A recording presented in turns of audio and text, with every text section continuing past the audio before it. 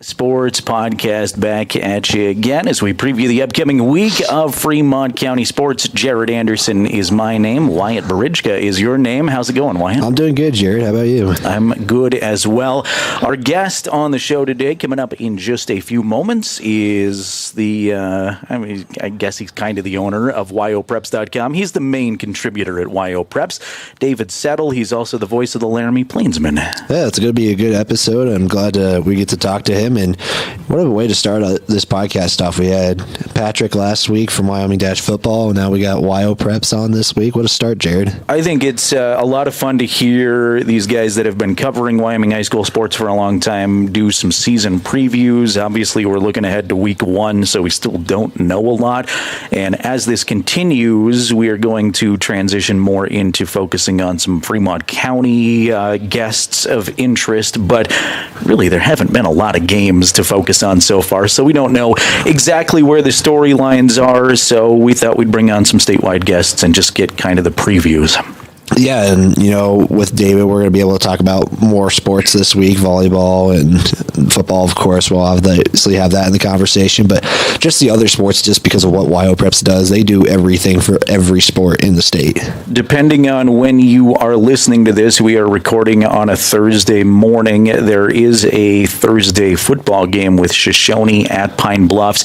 That's a big one, and you'll remember 1A 9-man fans, that's a rematch of last year's state championship that Wyatt and I got to do. Yeah, that was fun, and that's kind of a cool way to start the year, just kind of having a chance to redeem that state championship loss, and it's, I think, going to be a great test for Shoshone to start their season. What's their team looking like heading into the new year after losing a big senior class? I've been previewing the Cody Bronx because that's Riverton's opponent, and talking with some of the Cody folks, they've had such a rivalry with Star Valley through the years because those two teams obviously have been very good, and there's no real geographical rivalry to those two schools, but just because of the magnitude of their matchups, they're rivals. It's been the same thing the last few years with Shoshone and Pine Bluffs. They've just been so good that they're really under each other's skin. It's obviously a new year. They lost a ton of seniors, but that should be a really interesting one. So, like I said, depending on when you're actually listening to this, that game may be concluded or may still be to come, but I'm really intrigued to see what happens there. Yeah, same here. And if you want to get the results, we have a football scoreboard that you can check out at county10.com under the sports section, and we'll also have updates on Twitter or X, however people call it. I mean, it's still either Twitter. I can't call it X. I don't know how to call it. I just say both just to please both sides of the audience. I'm so frustrated with what Twitter's become, and it's not political at all. I just see so much stuff that I don't follow anymore. So, check us out on X, I guess, as the kids are saying. Your Friday football schedule, Wyoming Indian will be in action for a 4 o'clock kickoff. This is a home game for the Chiefs in Ethity as Guernsey Sunrise comes to town. Always interesting to see what Wyoming Indian brings to the table. Well, last year, if you recall, Wyoming Indian defeated Guernsey at Guernsey, first varsity win. That's not been a forfeit in, I think, a very long time for this team. So it'll be interesting. I keep saying it'll be interesting, but really, can they make it 2 in a row to back-to-back years? I think that's just kind of the story of we don't know a lot about any of these teams yet, so I'm interested to find out. I'm interested to get actual game action going. You have a 6 o'clock kickoff tomorrow with your Lander Tigers. They are home for the first time this early season, taking on the Green River Wolves. And on paper, at least, this is, we'll use it again, an interesting matchup. I think it's comparatively the two teams, it could be going either way. Landers kind of dominated the last few years against the Wolves, but again, these two teams having a new coach, new system, new everything kind of in place. So which new coaching reign will get the victory? That's really the question of Friday's game against Lander and Green River at Bill Bush Stadium. Do you think that Lander's opener against Cody was a good indicator of what to expect from this team? Because it feels like anybody who plays Cody is just going to be so skewed perceptually. I don't think so. Cody's on a different level. I think it's really Cody and Star Valley are the two teams that are just up there. They just dominate. And Lander wanted to make this a game. Let's just clarify that. They wanted a game. They didn't want a scrimmage. They want to see where they are. And, everybody's kind of learning this offense with Lander, which it's flex bone offense, but it's kind of ran like Air Force, Army, Navy sometimes. That's a hard offense to learn just because of what all can be done. It's an option offense. You got to keep it. Sometimes you give it off. Sometimes you have to run. Sometimes the pass comes when you don't expect it. So it's a tough offense to learn, but what can they take from Cody and apply it to this week? You'll hear it on our pregame show if you tune into the Porter's Tailgate Show on YouTube, and I talked with Jim Burton about that. 5:30 for your pregame coverage. The Porter's Tailgate Show takes over. You can hear Wyatt preview that one, and then kickoff 6 o'clock from Bill Bush Memorial Stadium in Lander. Speaking of those Cody Bronx, I was going to say you have Cody this week. That's your second-ranked team, but I just want to say I was kind of surprised of how well Riverton was able to get off. Obviously, they didn't win, but just kind of how they roll things, going 350 yards passing was ridiculous. It felt really good, and I know that Coach Lenhart came up and said, basically, and I'm summarizing, there's not a lot of moral victories that he's rooting for, but it was nice to see Riverton a lot more competitive against the tough Powell team this year, and Coach Lenhart said he just wanted to battle for 48 minutes. He wanted to not have his team give up. They didn't give up. They rallied in the fourth quarter, put together a couple touchdown drives. They really had the foot on the gas and flew around with enthusiasm for the whole game, which I think was just different from some of the more past Riverton teams that we've seen. Yeah, now we'll see maybe the conditioning aspect of this game just because of the Cody offense and how ridiculously fast they were. I don't know if you tuned in. It seemed like, I think Jim Burton said 5 plays in under a minute. It felt like it's just go, go, go. So conditioning, I think, will be a thing, Jared, but what else do you think is going to be a factor? I've watched a lot of football through my years at all different levels. Wyoming's going to see a really well-known fast run-and-gun offense on Saturday when Texas Tech comes to Laramie. I don't know, especially at the high school level, if I've seen anything like what I saw from Cody. You follow Cody, you followed 3A football longer than I have. How many 4A teams could Cody beat? I don't know. I can't say just because they haven't played them. You can't really put I think it's several. Pinpoint. I think they can beat some teams, yes, but what about those like Cheyenne East, Sheridan, Thunder Basin? Like, what about those teams they would have to play if they were in that 4A rank? So. Maybe not, but I bet they could beat at least half of 4A. Well, you never know until they play them. Which might not ever happen. So I think we should organize that. I do think it is going to be a really exciting season for Riverton football, and they've got an uphill battle. Everybody that plays Cody and Star Valley this year are going to have an uphill battle.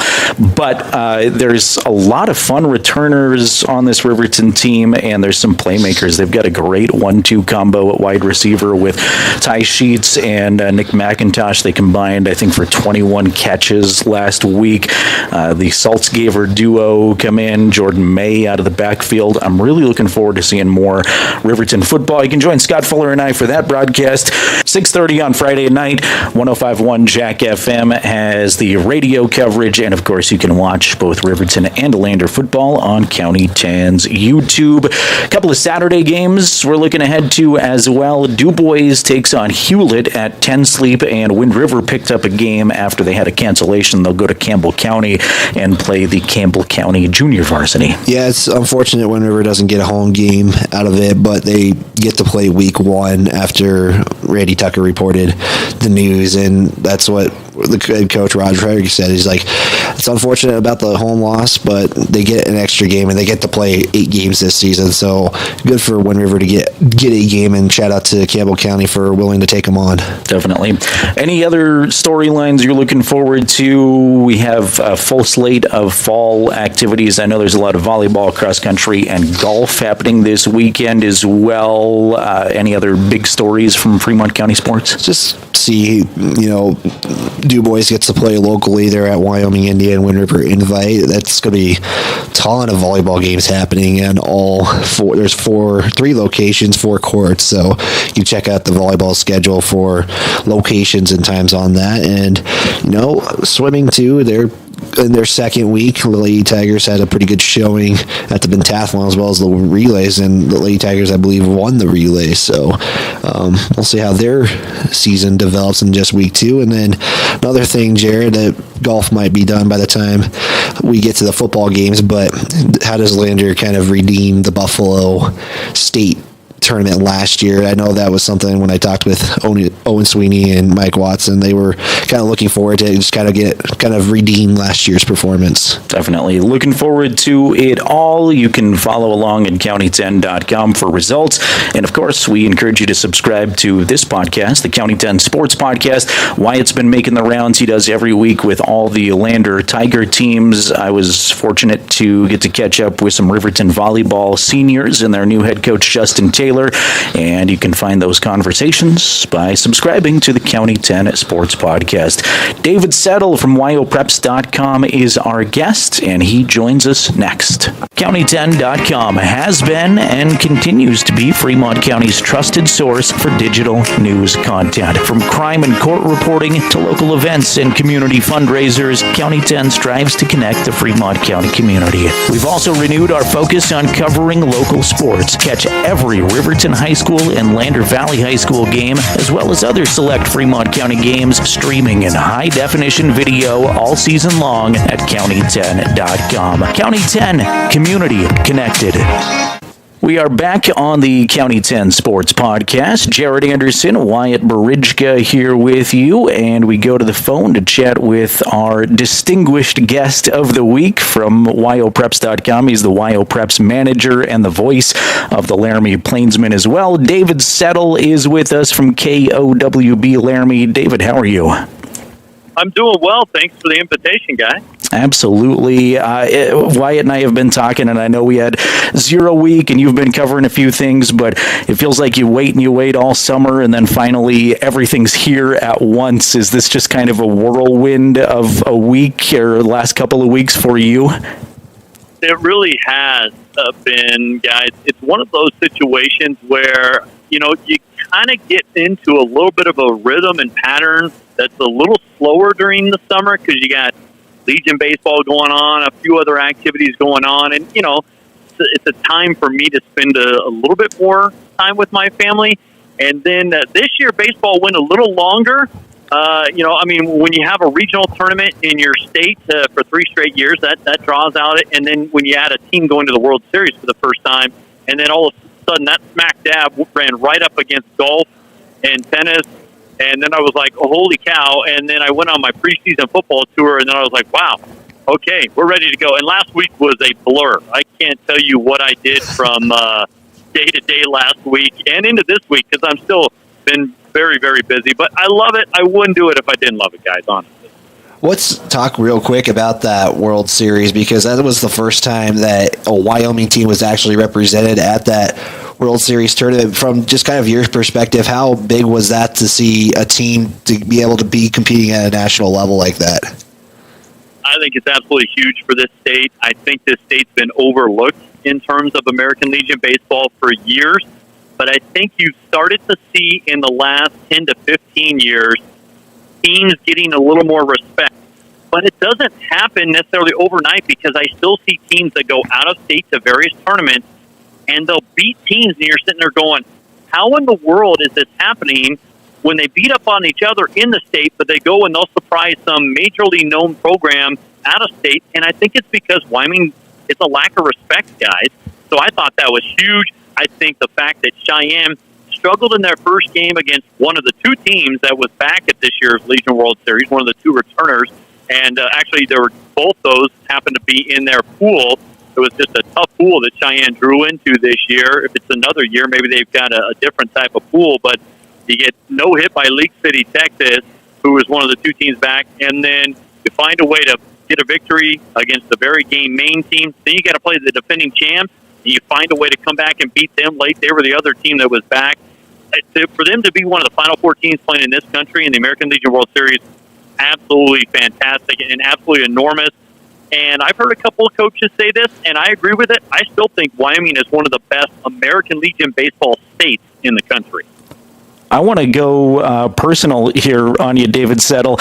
We know you're with YO Preps and know that's your responsibility throughout the year, basically. But what can we expect from you? Are you back with the Plainsmen? Are you doing cowgirl basketball? Are you just all over the place again this year?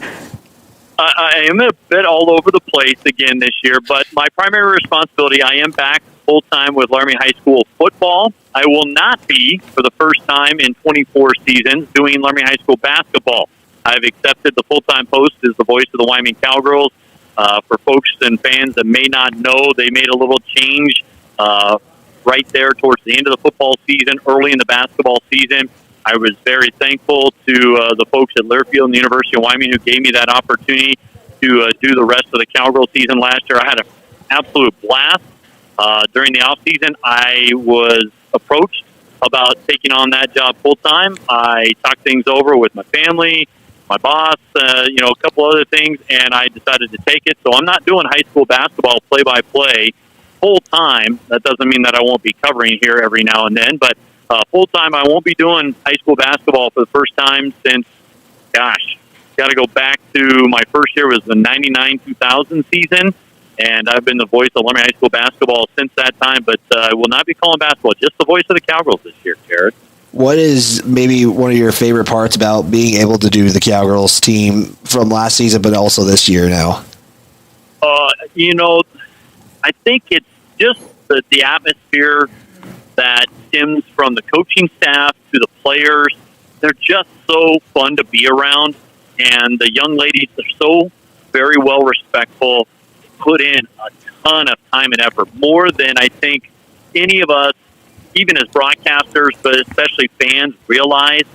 And they're such great young women to be around. They really are fantastic student athletes. They take the student athlete piece very seriously, but this is a hungry, competitive group, and that actually feeds to kind of my personality, so to speak. I'm more of an introvert, which is strange when you're talking about a guy who's been in media and radio for a long, long time, but I'm still more introverted. I will tell that to everybody, but I'm also a very competitive person. I hate when my teams lose. I love when my teams win. I guess I approach it more from a fan perspective in that regard, but I'm very passionate in what I get to do, and to see that passion come through in those young women and that coaching staff, and to have great people to work with, that's probably the best part of it. I will tell you one thing, guys, last year that I had to get used to, and I did as the season went along, is the travel and the day-to-day and what you got to do to balance the schedule. You would not believe me when I tell you the type of work I was doing for YO Prep on bus rides, airplanes, in hotel rooms till the wee hours of the morning, just trying to make sure that I was getting my day-to-day job done, but still having fun with the Cowgirls at the same time. It was a blast, but me stepping away from high school basketball and just focusing on the Cowgirls full-time will help me. It helps ease that schedule a little bit more this year. Well, as a Cowgirl fan, I'm looking forward to hearing you all season long. So excited for that. Let's turn the page to high school football. It's week 1 coming up here. We're previewing that. I'll just kind of lob a generic question out there to you. Is there a team, regardless of class, that you're excited for watching this year? Where's, in your opinion, the best story to watch in Wyoming high school football? Oh, geez, Jared, that is a great question. If there's one storyline I'm really curious about, it is the Mountain View Buffaloes. And I'll tell you exactly why. In Class 2A, and that is, and I could pick a couple of different teams, but I'm focusing on Mountain View because they've had such a great tradition out there. They won a couple titles not that long ago. What was it? I think 17 and 19, I want to say. But then they've had a couple of really difficult years, the last couple, and injuries have played a huge role. They did get to the playoffs last year. I actually watched that game because I was on my way to do a playoff game between Sheridan and Laramie. We stopped and watched a little bit of the Bighorn Mountain View first-round playoff game. But they lost a couple of guys, but they do have a good quarterback. I'm curious to see if they can stay healthy and kind of make that next step, because it seems like a lot of people have high expectations of Mountain View. They're usually in the mix in 2A, but they're usually towards the top, not maybe kind of the middle tier. 2 seasons ago, they really fell off, I think, by like their 3rd or 4th game, and they were down to like their 4th or 5th string quarterback because of various injuries and things. So I'm curious about that. Big Piney, year 2 in 9-man. There's a great couple programs in 9-man in that West Conference. I think about Shoshone and what they've done the last 2 seasons, and I know we're going to talk about them. Wind River is right there. I like what Coach Frederick's doing. Rocky Mountain's been up there in the first few seasons of 9-man football, but I'm curious as to how Big Piney, a lot of expectations with that group. How does Coach Moffitt's group look? So I'll give you those 2 right there. Those are kind of some interesting storylines. I'm just following kind of behind the scenes. Obviously, because I'm still the voice of the Plainsmen, I follow 4A maybe a little bit closer, but given the position I'm in, I've really widened my scope out quite a bit. And doing the preseason tours the last 3 falls, and I even do them in basketball, and my plan is to still do it in basketball this year. I love getting out and talking with the coaches and student athletes before the season, and I love doing those tours. But those would be 2 for you. I'm curious about Big Piney and 9-man and Mountain View and 2A this year. You kind of lead into the next question I was thinking of, David, but like you said, you went on the tour and you kind of focused more on the Southwest side of things this year. What was one team that maybe you kind of had expectations going into the season, but after kind of going into that school, what team maybe you're surprised and have different expectations for now? I would give you 2, and it was Southeast. Sorry, Wyatt, Southeast. I stay closer to home. Sorry for folks. I pick Southeast. spots Sorry. in the state. I do pick spots in the states, and I kind of try to rotate. And I've gone to pretty much every spot from Southwest to Northwest to Northeast. The only spot I hadn't done, and I even went Central last year because I was up in your guys' neck of the woods for basketball last late November, early December. I decided, all right, the one spot I haven't done is the Southeast corner. Now, they do get a little bit more publicity from time to time, but I really have tried to balance that out. I would say 2 teams, both in the same class. It's 9-man football, so it does impact the likes of Wind River and Shoshone and your listening audience and some of those teams out west. It was mentioned Big Piney and Rocky Mountain there. But Southeast and Lingle-Fort Laramie. There's a lot of expectations with Lingle-Fort Laramie. They've got 2 really terrific athletes that can help you out a lot in 9-man, but they don't have a very big team overall. Their numbers are down, and it's not from a lack of interest or anything because they're coming off a pretty solid year last year, and they got to the playoffs. It's just kind of, as Coach Gifford at Lingle and I talked about, it's just a cycle sometimes where you have a smaller class sizes and a smaller number of boys to draw from. That's kind of the case. And so I'm curious as to see the impact of less numbers on that team versus some of the higher expectations because they were 5th in our preseason rankings and they're 5th again this week in the second poll for week 1 of the season. The other is just down the road in Yoder, and that's Southeast. They've got a big team. Coach Bullington was telling me 22, 23 guys. They did lose a couple key guys, but because of their numbers and they've got a returning starting quarterback back who's in his 2nd year and just a junior, I look for some really good things out of the Southeast Cyclones. So those would be 2 that I did get a chance to stop at. That would be a little bit interesting to see which way their seasons go because the numbers game at Lingle and then a better numbers game at Southeast, and they actually had a family move in. They got a number of children. One is old enough that he's playing high school football, but I think they've got some guys on that Southeast team that I think Southeast might surprise some people with how good they may be this year. David Settle again, WyoPreps.com, manager, voice of the Laramie Plainsmen, the Wyoming Cowgirls basketball team, our guest. David, Wyatt is covering Lander this year. I get to cover Riverton, so we're interested in 3A. It's been the Cody Star Valley show, and looks like it could be again this year. Do you see anybody else competing with Cody and Star Valley this year? Frankly, no. I hate to say it. I think Jackson's dropped back to the pack a little bit, although Coach White might disagree with me out there in Jackson. I think they've got some guys to work with, but they're not quite as good as they were, say, 3-4 seasons ago when they got to the title game back-to-back against Cody. Douglas is going to be intriguing, but they lost some pretty good players off that senior class last year. I think about Ewing, a couple other key guys. They lost Jackson Hughes in particular at Douglas, but Douglas still right now rules the roost until somebody can knock them off in that 3A East. Buffalo is an intriguing team to me. They've got some guys coming back. I think some of their players feel a little bit slighted in terms of where they've been picked below Douglas. I could see the Bison maybe challenging, but right now, until somebody can step up with the depth and the execution that we've seen out of both Cody and Star Valley in the last basically decade, I don't know if anybody else can challenge them. Because even look at how good some of the teams were at Jackson for those back-to-back runs, but they ended up falling short to Cody in the championship games. Some of these teams will reach the semifinals and look good. I think of how good Powell's been. Werlin was pretty good last year. I've seen some good things out of Lander, Buffalo, Douglas, but none of these teams can seem to get past the big two. I will say, interesting start for Lander. That was just a tough draw, and for Riverton both actually up there in Fremont County to draw two really good, solid programs in Cody and Powell and have to play them first week out. That was not a necessarily good thing in week 0, but you schedule those games as kind of crossovers. I don't know how you guys feel, Wyatt and Jared, but I like to, if I'm a coach, I like to get my team tested early just to give me a sense. Now, some teams, and I did talk with, on the preseason tour, Jay Rhodes at Douglas.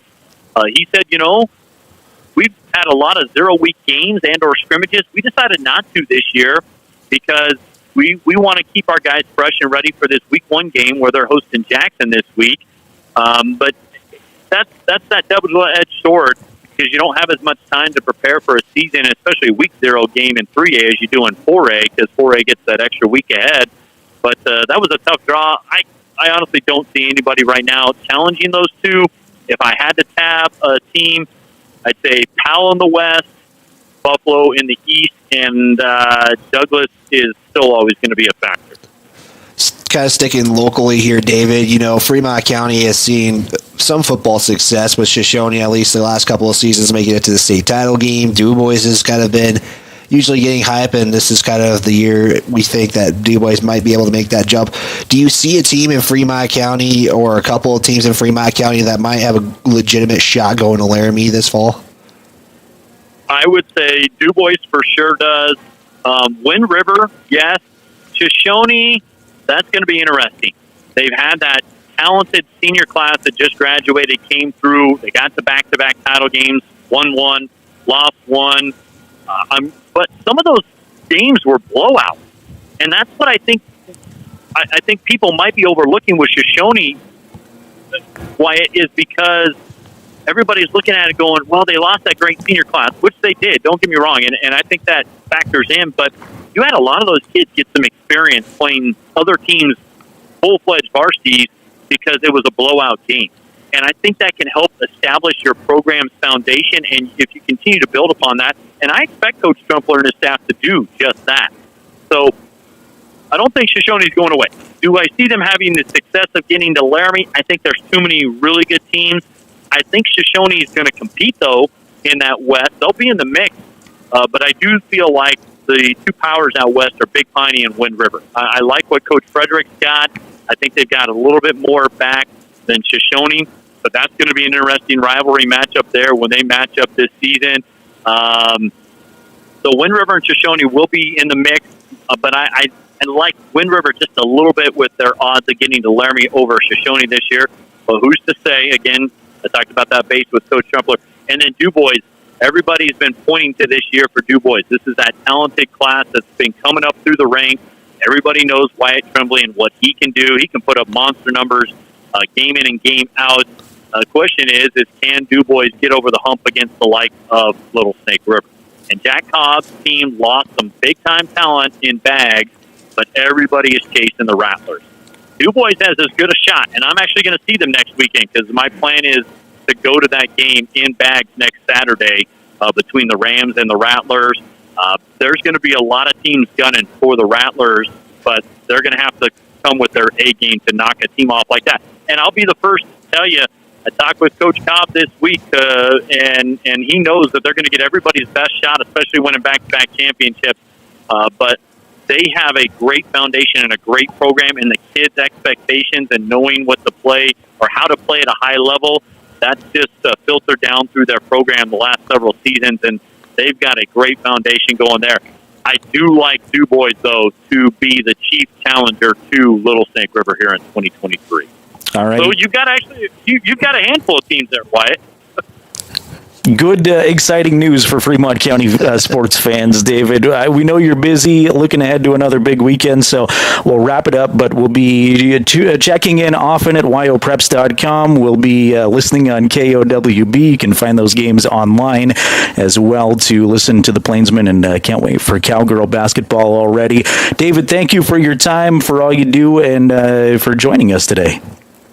Not a problem, guys. Happy to be a part of it, and sounds like great things happening up there with you guys and everything that's going on at County 10 in Fremont County. So wish you guys nothing but the best, and hopefully we'll check in down the road. Appreciate it, David. David Settle from yopreps.com joining us this week on the County 10 Sports Podcast. Appreciate David's time.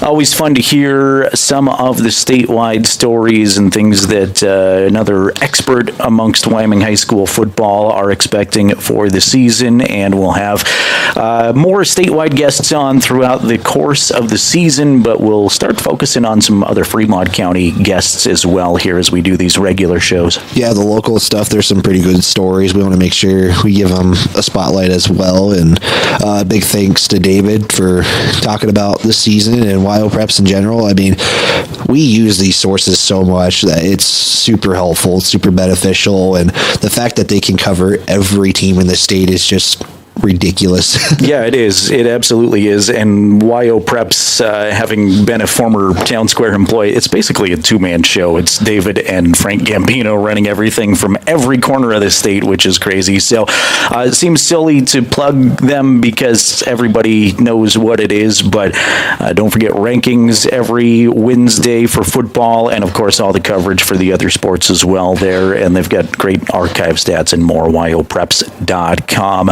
All right, we're looking ahead to our big weekend of football. Of course, Wyatt has Lander Tiger football with Green River coming to town 6 o'clock. Fun to get to play at home for the first time. Yeah, it'll be fun to actually not have to have a long road trip, although I did enjoy the trip to Cody last week, but, get to be home a couple of weeks in a row is going to be nice, just like you guys. Yeah, we get the first two at Wolverine Field this year, and a tough Cody Bronx team tonight at 7 o'clock. Also should point out that it is Ron Porter night, basically, at Riverton High School. Ron Porter, the late, long-time Riverton educator and coach, beloved community member who lost his battle with cancer. Recently, it's been about a year or two, I think, since Ron passed away, but he's still very much in our memories here in the Riverton community. He'll be inducted into the Riverton High School Athletics Hall of Fame at halftime. We will do our very best to show you all of that on the County 10 YouTube stream, as well as air it on 105.1 Jack FM if you're not able to make it. But this feels like basically the entire community of Riverton's going to turn out for this thing and be a part of it at halftime.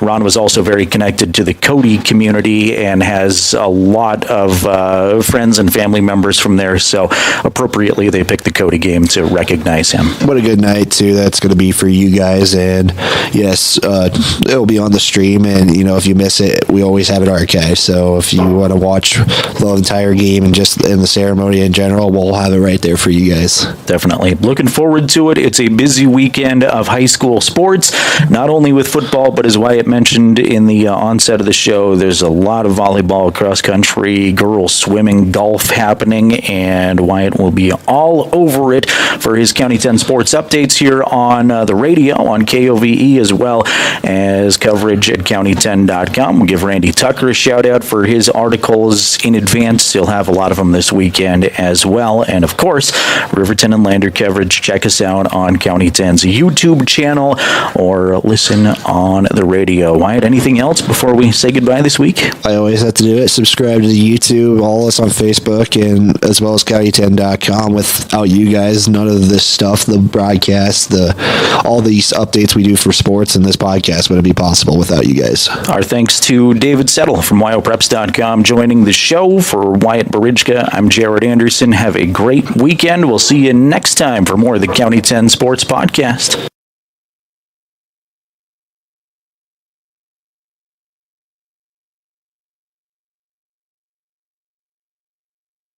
Mountain View Supply, your local experts in fire and water.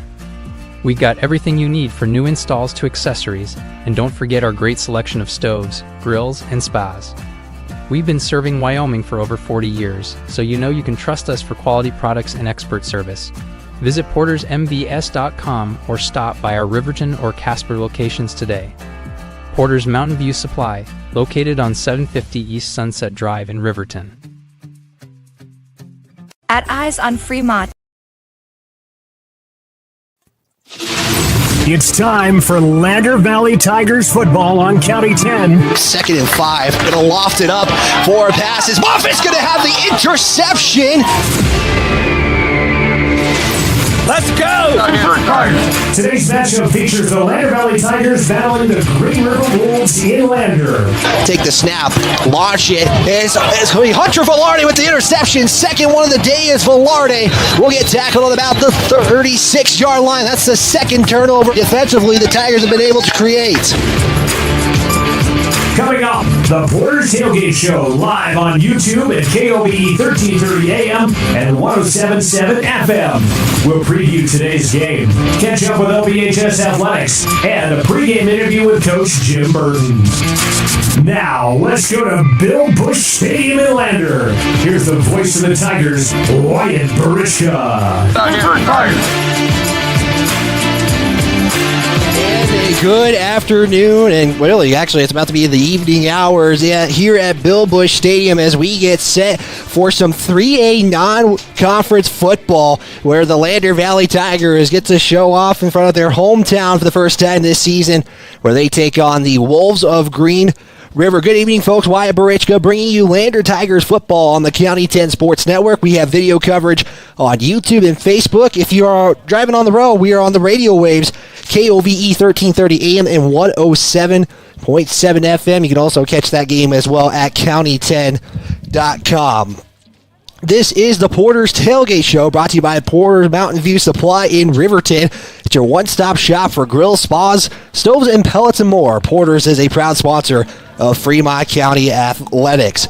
Let's take a look at how these two teams kind of enter the contest today. Both teams coming off some losses. Last week, the Lander Tigers, unfortunately, a 56-6 loss against the Cody Bronx, who were ranked number 2 going into the season. The Green River Wolves, though, fell to Mountain View, who is being considered as a contender in the 2A ranks.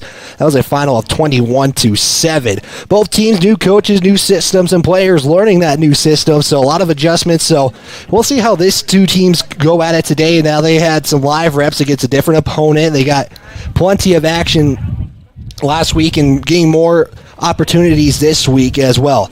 The Tigers, again, they fell to Cody 56-2. The 2 points coming off a safety on a bad snap.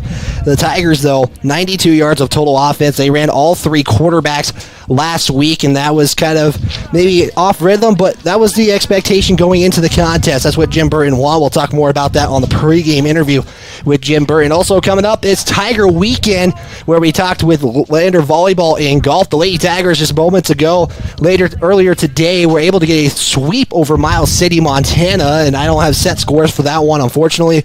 Hopefully to get some golf results later on in the broadcast tonight as well. The Wolves coming in last season 2-7. Again, they are 0-1 to start the year. They fell 21-7 against Mountain View. They are also having a new coach, Blaine Christensen. If you don't know that name, that comes from the Rock Springs coaching tree, where it was Mark Lenhart who was the head coach. Blaine Christensen was the assistant to Mark Lenhart, who was part of the Shrine Bowl. We'll talk more about that later on. And Blaine Christensen taking the job at Green River as well. Again, both teams got to just get off the right foot. Both teams looking to go get to 500. One team will be 0-2 today as well, but we'll keep previewing this game more as, again, this is going to be a contest of new teams, new systems, new everything, essentially. So we'll see how these two teams go at it today. Again, this is your Porter's Tailgate Show brought to you by Porter's Mountain View Supply. We got about 18 minutes until kickoff. Our clock says 20, but we got the national anthem and everything. So with that, we are going to step aside. I want to make sure we get our Tiger Weekend and pregame interviews coming up right here on the County 10 Sports Network, because you're tuned in to Tiger Football on County 10. On Fremont, we know that good vision is about more than just seeing clearly. That's why we're dedicated to providing expert eye care for the whole family. From children's exams to contacts, LASIK to glaucoma treatment, we're here to help. We accept most insurance plans, and our experienced team will make sure you feel right at home. Schedule an appointment today at 111 South Broadway in Riverton, or give us a call at 307-856-9000. Visit WyomingEyes.net to learn more. How many letters? 5 letters. Just think about, what am I doing right now? Smile. Smile? Uh-huh. This is so easy.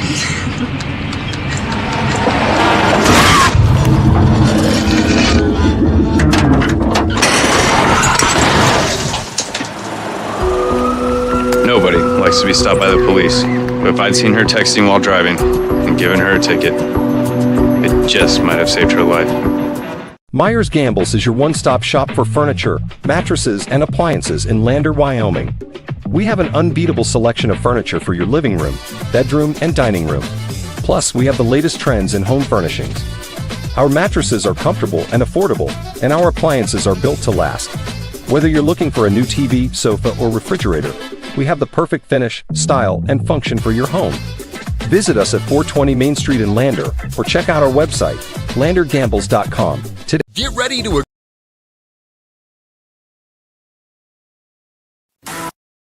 Our Week 2 edition of the Tiger Weekend starts in volleyball, where the Lady Tigers pulled off a 5-set match on Tuesday against Jackson.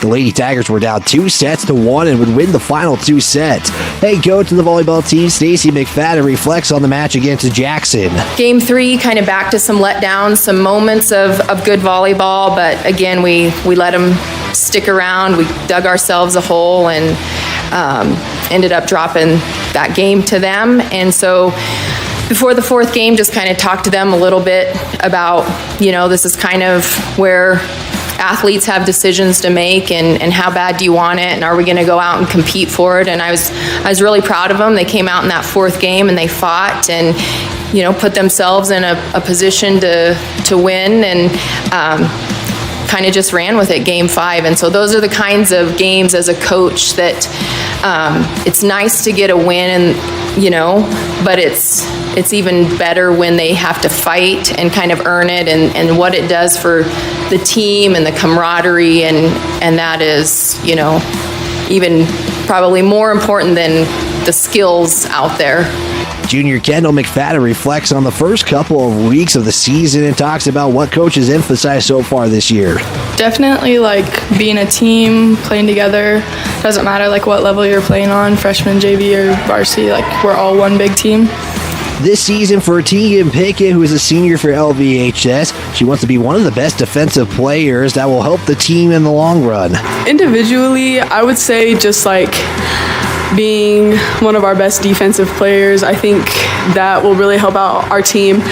And I think as a team, we can definitely get pretty far in state, because I think our bond, we've previously talked about, I think it's just really strong, and we all love playing as a team together.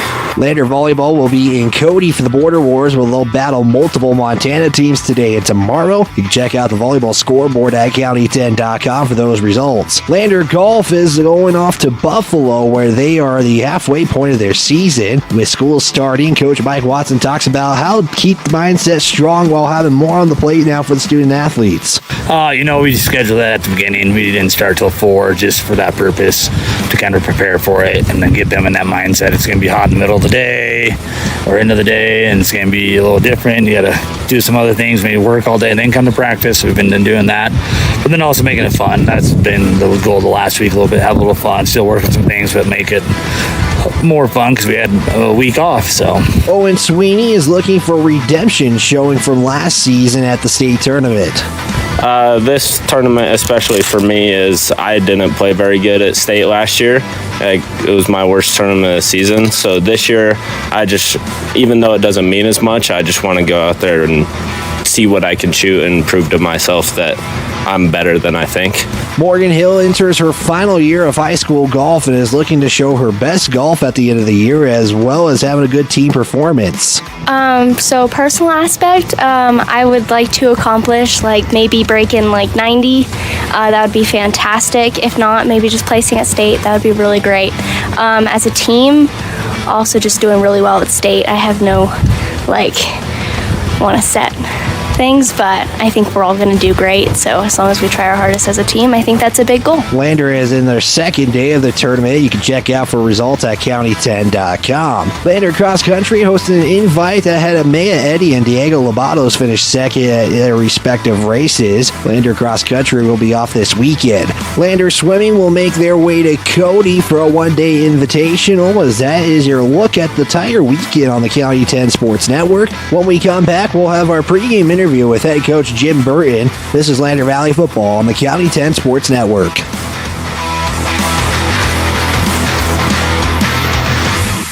Wheel of a brand new vehicle. Plus, all Fremont vehicles come back by Fremont Care, so you'll be covered no matter what the open road has in store. Visit Fremont Chevrolet GMC in Riverton or shop online anytime at FremontMotors.com and start your Wyoming adventure today.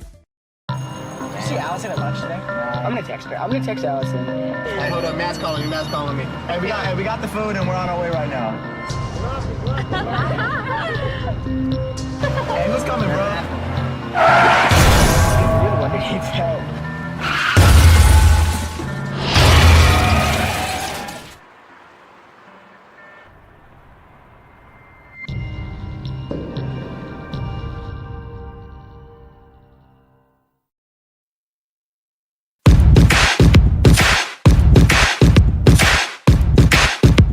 It's time for the pregame interview with head coach Jim Burton. Here's Wyatt Barishka. It's Jim Burton, head coach of the Lander Valley Tigers. And, Coach, let's kind of go back to last Friday. That you've had some time to process that game, been able to watch film. What were some big key takeaways from that contest? Really big key takeaways would be obviously conditioning and tempo. Nobody runs that many plays as much as Cody has fast, and so that's a big thing. And just making sure we get lined up on offense and defense and are ready to play ball, because the tempo thing is going to be an issue. There's a few teams that go fast, and we need to pick it up. A couple other things that really kind of stand out is, just little adjustments are going to make a big difference. We have a few open receivers, we have a few open holes that we're just not quite there. Maybe sustain a block a little longer. Just the early season adjustments that are going to make a big difference going forward. I talk about offense just a little bit more just because it's offensive football, but the fact that you guys actually got to play somebody besides your guys' selves against a defense that is pretty good. How did you think the offense responded in a defense like Cody? Really, again, we have there was a few high points and there's a few things going, and then just not getting in a rhythm. And again, that's part of how we planned it. We played all three quarterbacks, and again, that gets us out of a little bit of rhythm, but it gives us a look. And so hopefully this week that'll be alleviated. Talk about conditioning and everything like that. What were some things that you did this week for practice to maybe have the players more conditioned? Because compared to some teams, you guys are kind of on the small side of roster size wise. How do you make sure players are conditioned and as well as staying healthy as well to make sure they can go all four quarters? Yeah, a big part of how we do things is conditioning can't, you can line up and you can run kids, you can do stairs, you can do all those conditioning things, but to get it to translate into game speed, it really is about live reps, or as close to live reps as you can get. Thud pace, going against pads, running as many plays as you can in a short amount of time, and in fact, we actually sometimes will run plays for conditioning.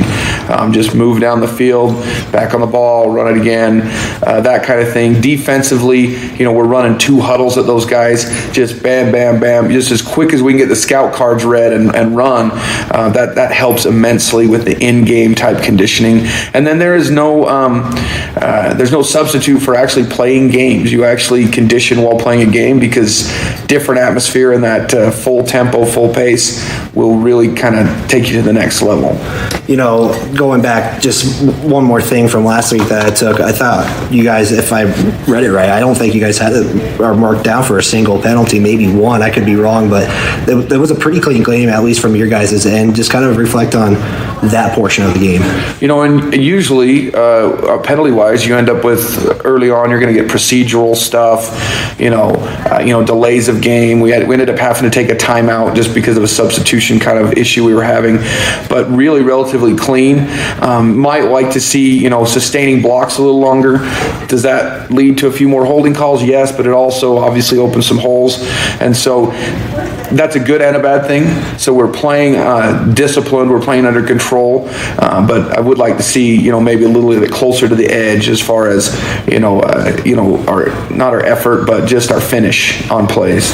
Going into this week, it's the first game maybe that it counts. It's an official game. I mean, last week was a game for you guys as well, but, counting towards a lot more things, taking on a team at home. First off, what does it feel like to be able to get a game at home, and maybe the advantages of having a home game?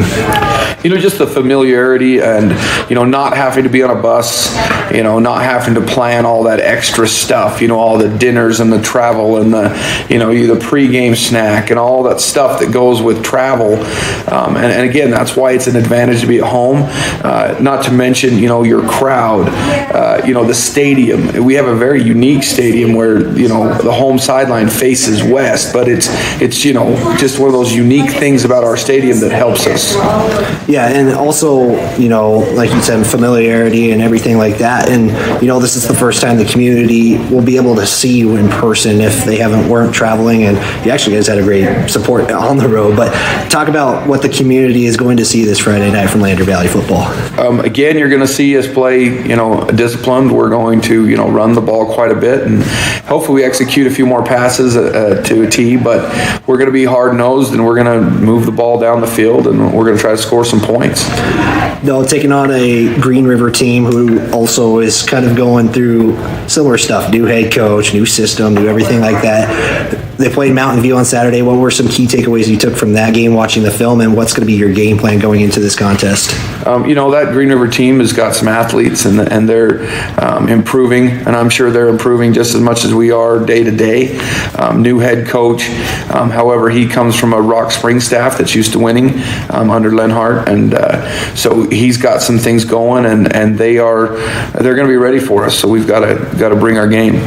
What is going to be an emphasis this week on both sides of the football? Urgency is probably the biggest emphasis, just in and out of the huddle. Defense, get the call, gets lined up.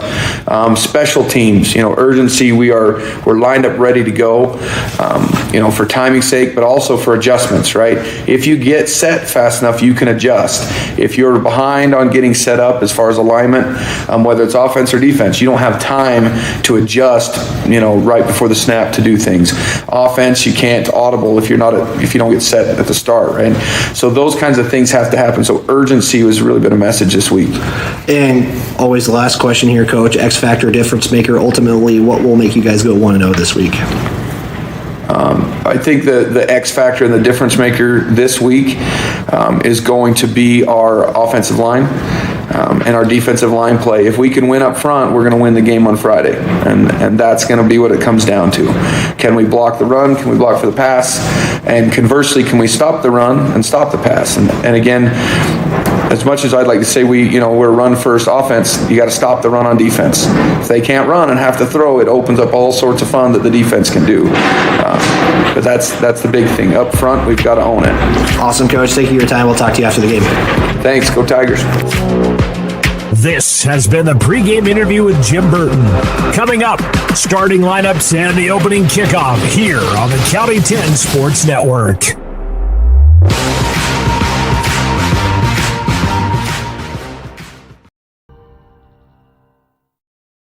If you're looking for an upgrade to your vehicle, Wyoming 4x4 is the place to go for all your upgrade needs. From lift kits to bumpers, grill guards to bed liners, we've got everything you need to take your ride to the next level. We use top brands for our bumpers like Fab 4s, Ranch Hand, and Road and more. So get your vehicle ready and stop at Wyoming 4x4, or give Dan a call at 307-857-3175.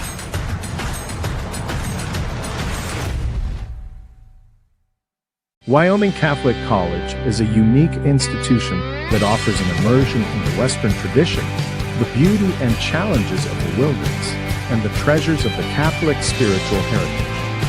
Our mission is to provide a unique educational experience that nurtures the body, mind, and spirit.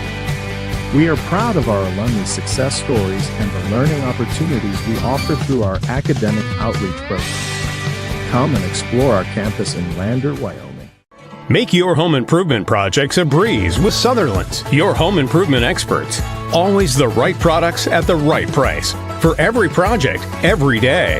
You can shop and pay online at Sutherlands.com, and we'll get it ready for easy in-store pickup. With the tools and the know-how, you can count on Sutherlands for any job. With over 30,000 items in stock, make your first stop at Sutherland's Home Improvement in Casper and Riverton. Going to get a quick national anthem. We'll be right back.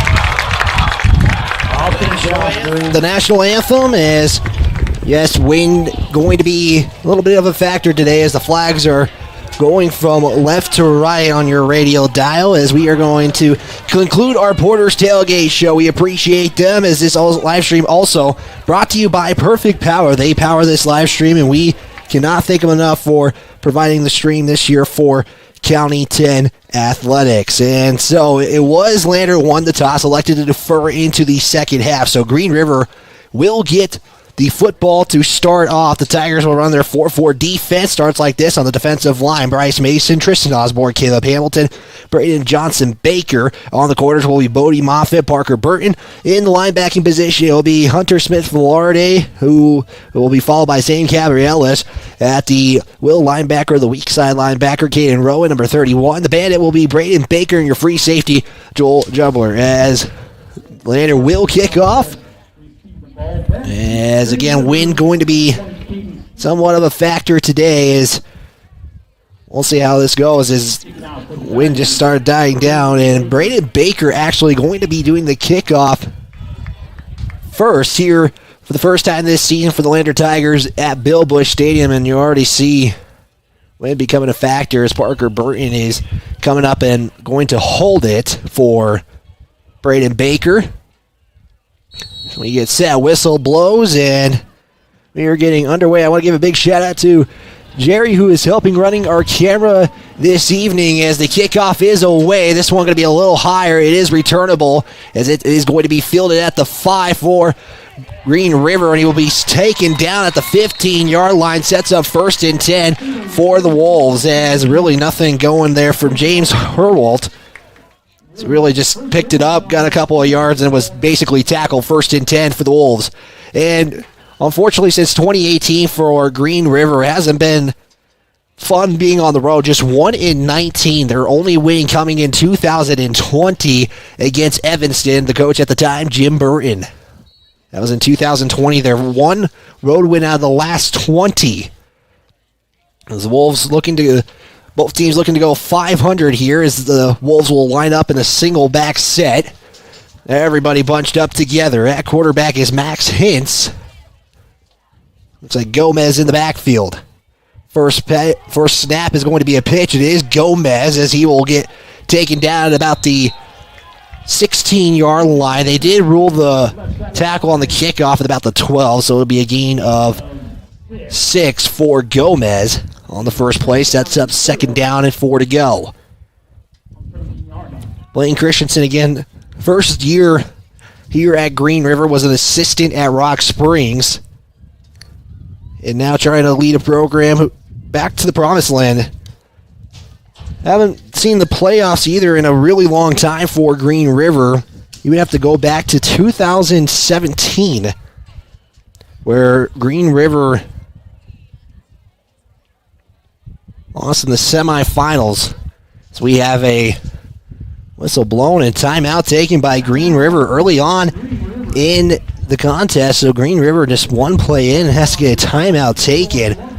And with that, we're going to give some shout-outs here. I want to give a big thanks to Bailey Tire and Auto, who's a proud sponsor to support our local athletes. Our full tire service and auto shops are located at 755 South Road in Riverton and 1305 West Main in Lander, which is actually not far from Bill Bush Stadium. Big thanks to Meyer Gambles on Main Street in Lander. It's excited to cheer on our student athletes. Gambles has winning deals, and remember, delivery is always free within 30 miles of the store that includes Riverton. Turn around, shop in town. Also, a big thanks to Perfect Power, again, our live stream sponsor.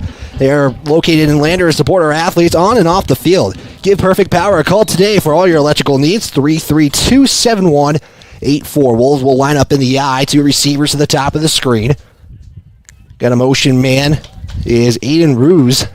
Snap. Handoff, Gomez again. He gets around the outside and he's going to have a first down. So he will be taken down at about the 27-yard line. That's going to be a gain of 10 for Jackson Gomez, and it's a first down for the Tigers as Moffitt was on the tackle, and it's actually the 28-yard line, so a gain of 11 as Gomez back-to-back carries for 17 yards. As we have only sideline officials pointing at the kicking tee that was on the field. 3:07 officiating also here today. As Wolves will line up in that same formation. 2 receivers at the top of the screen. As again going in motion is Ruse. Under center, handoff to Gomez. They're going to just keep feeding him the football until the Tigers can make a stop. Another 8-yard gain here and another second down and short. Right now, it's basically just up the middle for Green River, and Lander hasn't really made a stop. I mean, shortest gain has been 6 yards, so every first down, the Wolves are being able to cut the yardage to gain at least in half. And I'll have a 2nd and 2 at the 37. Once again, lined up in the eye. Hintz winning, sends a man in motion again. That's Ruse. They have done that 3 times in a row now. Another give to Gomez. He's going to be met up right about the line of scrimmage. If they do, they'll give him a courtesy yard, and they're going to say gain of 1 on the play.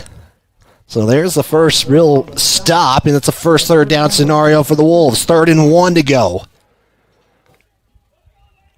Again, they could potentially see Gomez getting another carry here. He's already 4 carries and has all the yardage for the Wolves at 26. Receivers coming down to the bottom of the screen. Again, lined up in the eye. Gomez in the backfield. They're going to send Ruse in motion just the opposite way, so potentially running to the other side. That's what they do, and Gomez just gets enough for the first down. We'll get a gain of 3 on the play. 1st and 10 for the Wolves. At the 41-yard line, and right now just trying to just make the yardage shorter on these gains that Green River has been able to get here. And 1st and 10 at the 41, 8:50 to go on the first quarter. As the Wolves are going to put 2 receivers each side. Hintz in the gun. He'll take a snap, drop back. Here's the screen set up, and right there, Tigers read it, and then getting a fumble. Is it a fumble? No, they're going to say incomplete as it hit the ground. That looked pretty close to either a pick or a fumble. It looked like it hit the ground first. Taking credit for that play will be Jackson Conder, who read that all the way. So now what do the Wolves do is that was the first passing attempt for Green River and almost a turnover early on for Lander. They got 2 interceptions last week against Cody in that first quarter. Unfortunately, was not able to capitalize, but you're seeing that defense really aggressive here in this first quarter again. 2nd and 10 at the 41. Once again in the gun. Motion man comes. Here's the snap.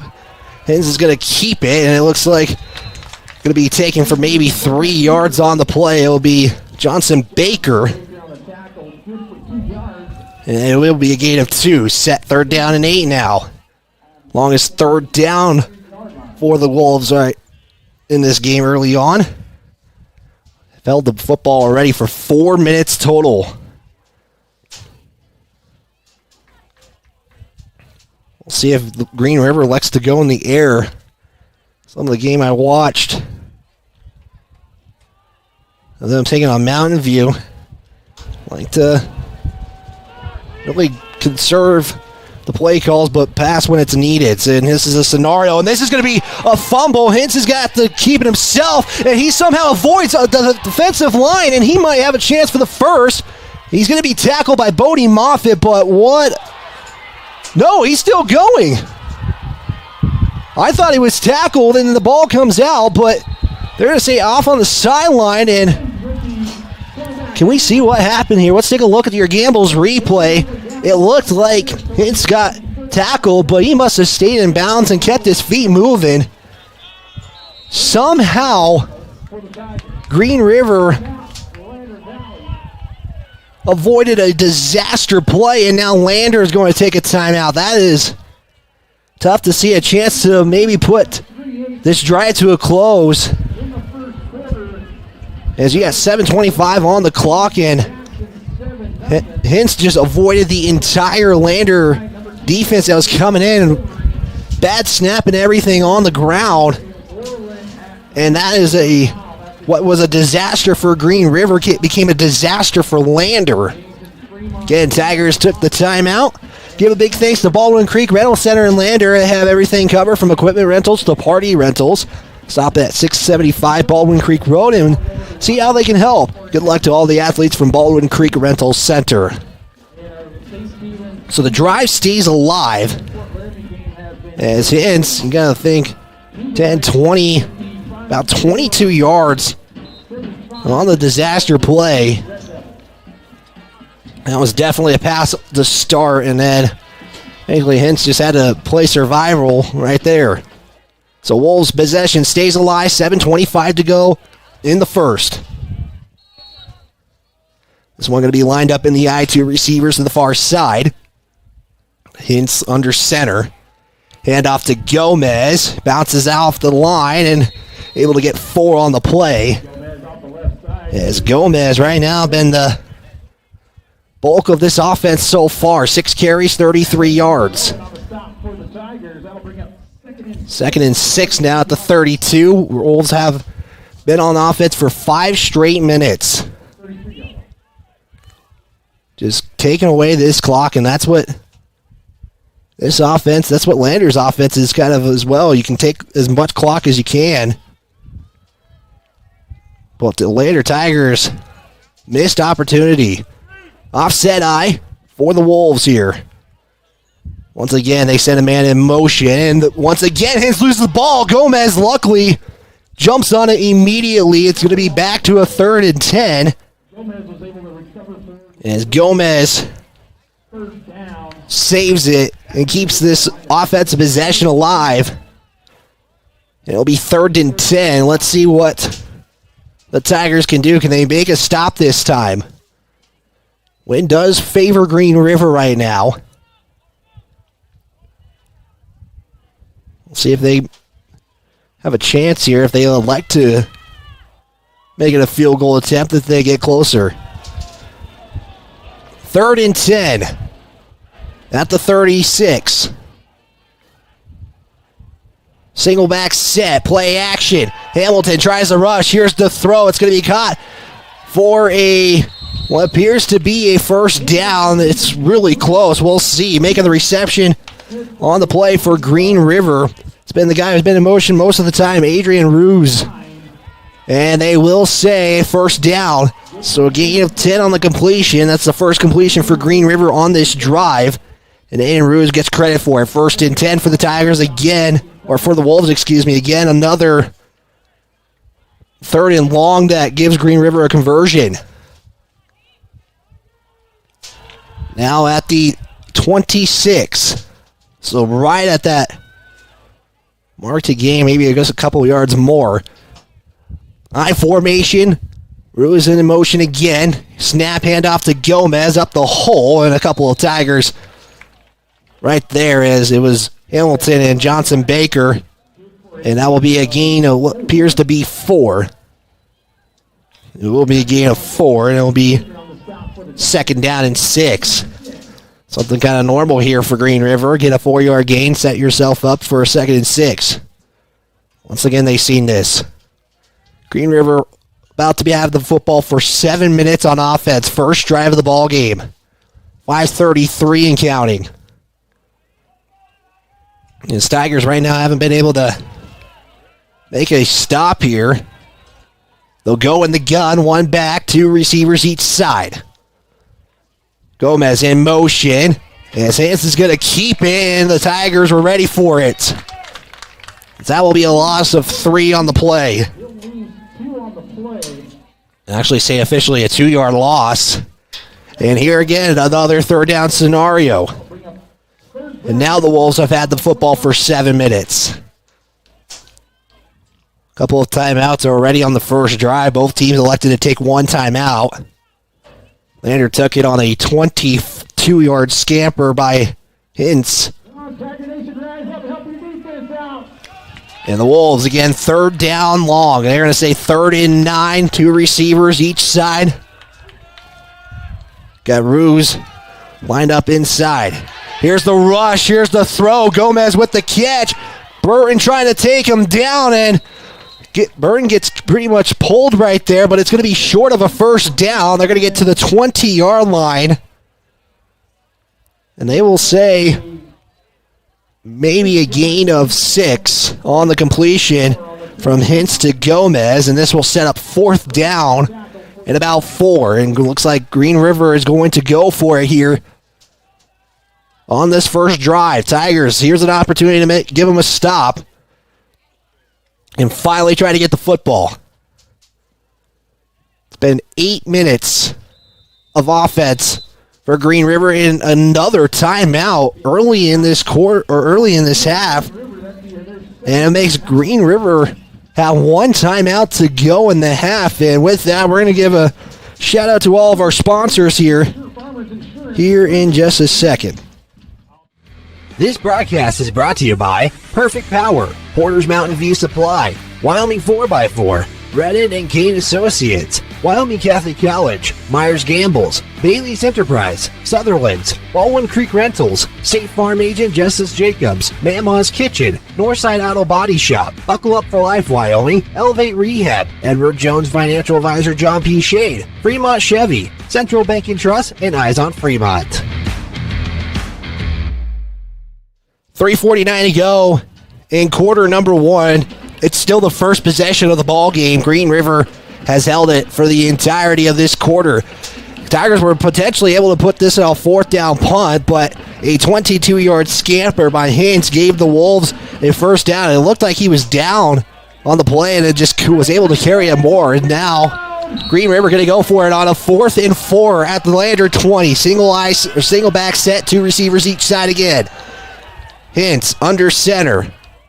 Looks like they're going to maybe try to get the Tigers to jump. They'll go to the gun now. Gomez on Hintz's left. Here's the snap. Roll out to his left. Here's the throw, and Bodie Moffitt gets in the way and causes the turnover on downs as Bodie Moffitt gets in the way, and the Tigers will finally get the football here. Let's take a look at your Gambles replay. Bodie Moffitt kind of was right there at the right time, and Lander finally going to be on offense for the first time today. As your quarterback will be Bodie Moffitt. And I talked with Jim, and he said there's a potential scenario. It might be more situational type things for quarterbacks, but Bodie Moffitt expected to get most of the snaps here. We'll take a look at the rest of the starters here in just a moment. Tigers lined up at their own 20, so essentially a touchback. Here, first play, and the ball go down. It might be, but yeah, they do say a fumble, and Moffitt able to gain, so Moffitt going to be credited for the loss. -2, it sets up 2nd and 12. On the line, Tristan Osborne, Zane Gabrielis, Caleb Hamilton, Gavin Romer, and Cody Phillips. Bryce Mason, Juan Rivera, the receivers. You got the wings, Hunter Smith-Velarde, and Braden Johnson Baker. Braden Baker getting the start at fullback. They'll bring one receiver to the bottom of the screen. Motion man is Johnson Baker. Hand up the middle is Baker. And Baker maybe gets one on the play, and it will be 3rd and 11. Again, if the Lander was elected to go to the air, the win would be against them as Bryce Mason and Joel Jubber come in on this 3rd down. 3rd and 11 at the Lander 19.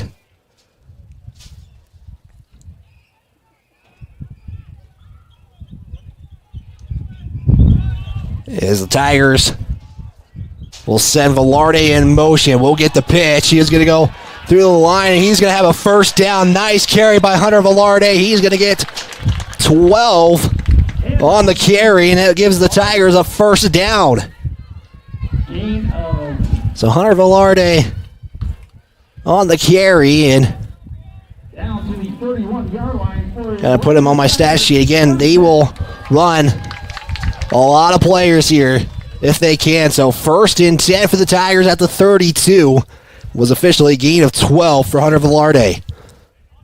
Baker goes in motion. Here's a handoff to Braden Baker as Baker's going to get a nice carry here, and we'll get maybe 6 on the play. Sets up 2nd and 4. So the Wolves go 8 minutes and 24 seconds officially on that first drive. Tigers got the football. This is their first offensive possession. Again, they'll line up in that flex bone. Velarde in motion. Here's the handoff now. This is to Caden Rowan, and he's going to have a nice carry, and he'll have a first down on a gain of 6 on the play. So first down for Caden Rowan. Again, more substitutions come in. We're going to see this quite a bit based on what the situation is for Lander. So Tigers 1st and 10 at the 45. 1:46 to go here in quarter number 1. A quick quarter, really. As again, Wing comes in. Moffitt going to elect to keep himself on the option. He's going to have a nice play. That's going to be a gain of 7, maybe 6. That was a chance to either go with the option or elected to keep himself. Moffitt elects to keep it himself and gets a nice carry, and they will say a gain of 7. So 2nd and 3 for the Tigers. They're in Green River territory, something that they didn't see much often last week against the Bronx. So 2nd and 3, coming down as a receiver is Landon Jones. Moffitt again. He'll bring a man in motion. It's Johnson Baker. Braden Baker with the carry, though. He's going to get into the second carry. He's at the 25. At the 15. He's going to be taken. The ball comes out, though.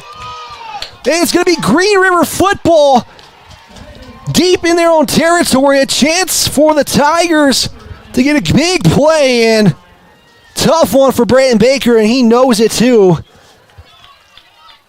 Football came out, and that was one of the best plays Lander has had really the first 2 weeks, and now Green River with a turnover first one of the ball game, but now they're lined up at their own 2. And if you're Brandon Baker, you got to let that go now. You still got a full football game. 48 seconds to go. Wolves line up in the single back. At the 2, here's a handoff to Gomez. He's going to try to get around the corner, and he's going to break away. He's got a big carry here. He's at the 40, and he's going to get maybe to midfield. That is going to be a 41-yard carry for Jackson Gomez. Just going around the outside on that one, and cost the Tigers a chance to maybe get a big play, and now we got an injury on the field. Johnson Baker was trying to hobble off, and he throws his helmet. Yeah, he was trying to hop off the field, and that caused the timeout, and we do have an injury timeout, so with that, we'll step aside for a timeout. We're going to be right back, and we'll hope Johnson Baker is okay. Look at the damage. This guy was going a lot over the speed limit. Look at the damage. This guy was going a little over the speed limit. Look at the damage.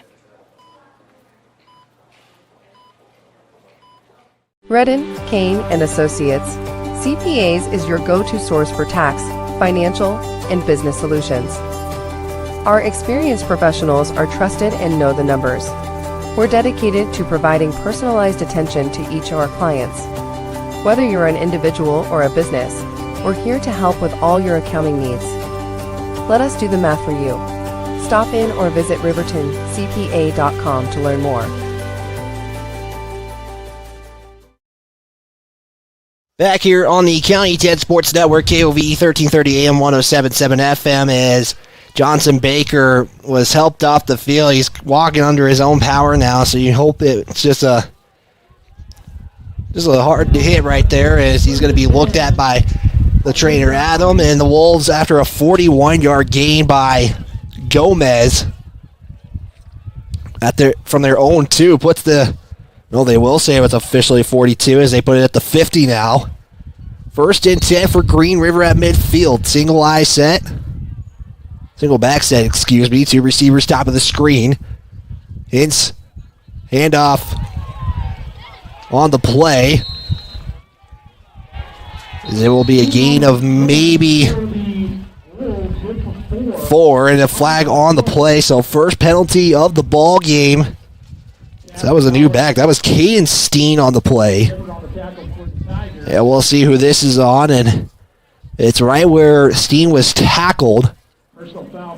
And that will be the first penalty for Lander this season with a face mask. They're going to put that where they're going to flag it where he got tackled, and that will be a 10-yard penalty on the Tigers. And Green River now taking advantage with a couple of big plays and now penalties. Tigers might have had a chance to go up 7-0 after a big breakaway that resulted in a fumble on a carry by Braden Baker. And Green River, once again, as they huddled up way back there and had to run to the line. 31 seconds to go here in quarter number 1. The Wolves will line up in the gun, run receiver to the bottom of the screen. And again, penalty goes against the Tigers. Gun set. Got 3 receivers to the far side. First and 10 at the 35. As the ball will come out again. Does Green... Who has it? It is Lander. Landon Jones recovers it. And once again, this is something Green River has kind of struggled in this game so far. Been able to handle it. And Landon Jones forces Lander to get back on offense. 20 seconds to go.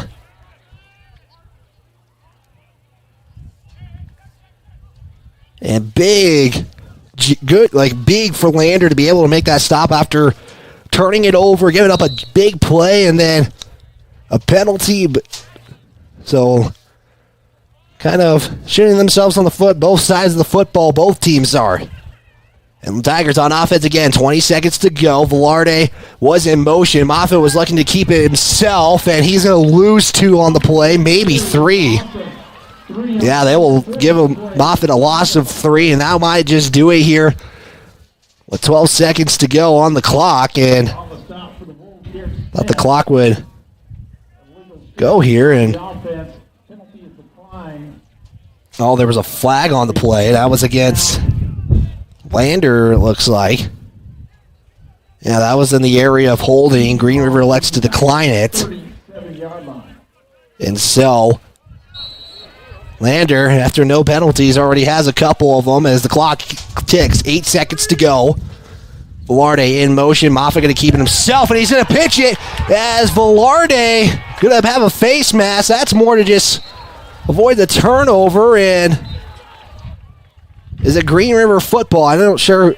Green River did recover it at the 30-yard line, and it's going to go against the Tigers.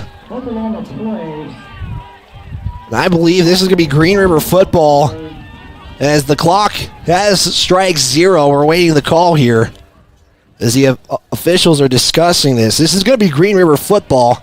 Penalty is going to go against the Tigers, though, on a Hunter Velarde face mask. And we'll see what they rule here. Let's see the call. Personal foul, face mask penalty. Yep, they will call a face mask. And they're going to give them, I think, 10 more yards, and a fumble recovery goes to Green River. So after 1, we are still scoreless. We'll step aside. We'll be back after a word from our sponsors on KOVE.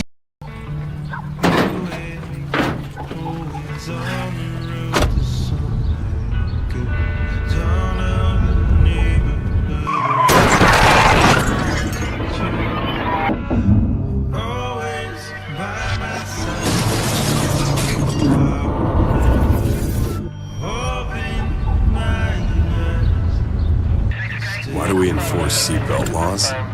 Because in real life, you don't get a second chance. Elevate Rehab's founding principle on you is evident from your first visit to the last. Our practice model ensures treatment as you deserve, a private one-on-one session with a licensed therapist the entire visit, every visit. All therapists hold advanced credentialing, including 2 certified hand therapists, an orthopedic clinical specialist, an MDT therapist, as well as pelvic floor and pregnancy rehab offerings. With over 100 years of combined experience between our 7 clinicians, Elevate is your ticket to health. Find us in Lander, DuBois, and visit our website or Facebook page. Choose Elevate Rehab to elevate your outcome. This is Lander Valley Football on the County 10 Sports Network. Turnover by the Tigers after Hunter Velarde wasn't able to corral it. Green River recovers. Hunter Velarde also committed a face mask. So from the 30 now to the 15, the Wolves are 1st and 10 in Tiger territory. 2 receivers top of the screen. Hintz will hit it off to Gomez to start off the second quarter. Gomez trying to break a tackle. He will. 10-5 touchdown. Green River, 1 play in the second quarter, and they put 6 on the board.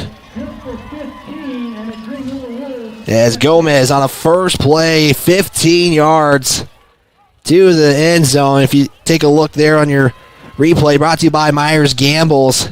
Just broke a tackle and into the end zone, and Green River will put the PAT up with 11:52 to go in the quarter. As Gomez will look to put it through the uprights, 6-0. And it somehow just gets over for the extra point, and Green River has a touchdown lead over the Tigers. 7-0, quarter number 2. Back right after this.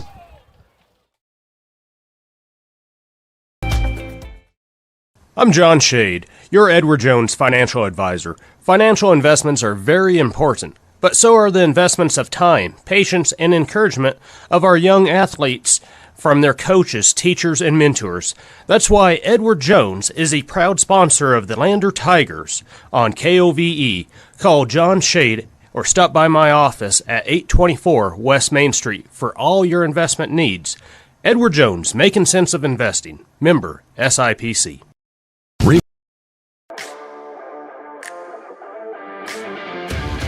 You're tuned into Lander Valley Tigers football on the County 10 Sports Network.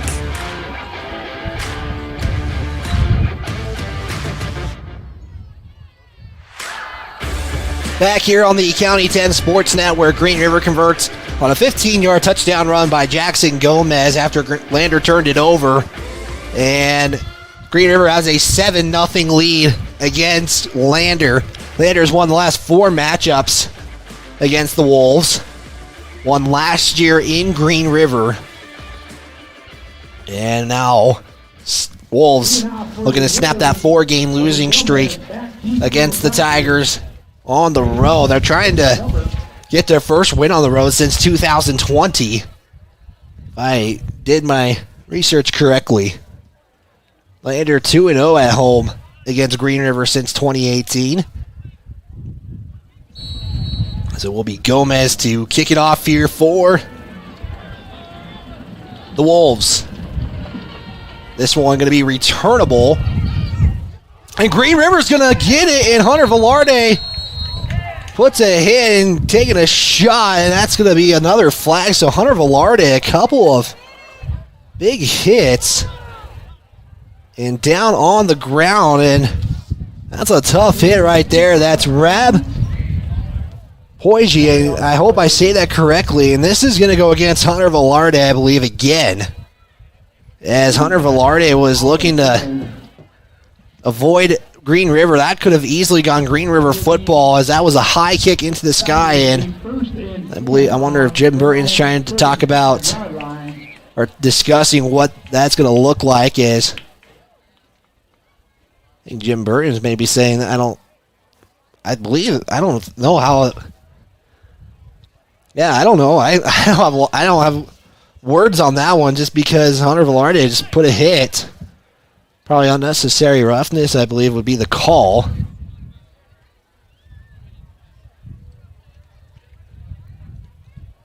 So the penalty on Green River, and then unnecessary roughness on Lander. So I believe this is just going to offset the penalties.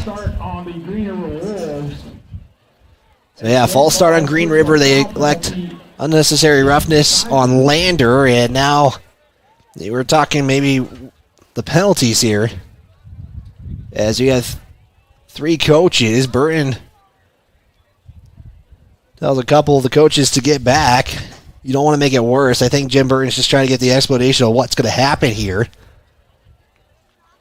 It will be Tiger football, 1st and 10, as the offense for Landers on the field, and then you like to see Rab come up as he's coming up under his own power. Yeah, he took a shot from Hunter. It's part of football, though. You take some of those hard hits, but you got to make sure you do it for the right reasons, and they're going to re-kick this, I believe. Maybe that was the explanation that Lander was wondering. So it will be a kickoff from the 50 for Green River.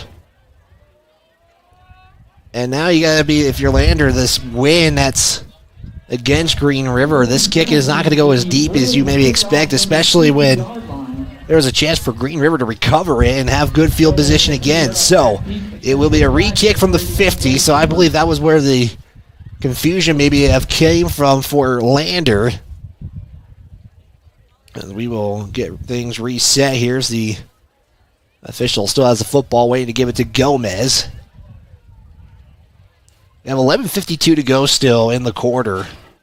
Again, that Green River touchdown was on the first play of the second quarter. And Gomez will set it at the center of that Tiger logo. That used to be a paw in grass field. As Gomez has put it on the tee. Student section getting rowdy, and the kick is away. This is going to be returnable, as Jubber is going to get it at the 6-yard line. He's going to just try to bulldoze his way. He gets about to the 21-yard line. That will set up a first down. So Tigers trying to has had a couple of good things happen, and then not so good things happen right after. You had Baker, who had a potential house call, or not a house call, but a good chance to score fumble there with Green River Wolf coming from behind and knocking it out, and then Lander loses the football on a attempt pitch, and now the Tigers will try to tie this up. 1st and 10 at the 22 officially, as this give is going to be to Baker, and Baker's going to have a nice carry again. He's going to have a gain of 14 on the play. Way to make it up on that fumble right there. You get a nice carry and hold on to the football. That's the big thing. So 1st and 10 now at the 37 as Baker again gets a 14. No, they're going to say a 15-yard carry officially as it's at the 37. Moffitt going to go under center. Everybody bunched up together.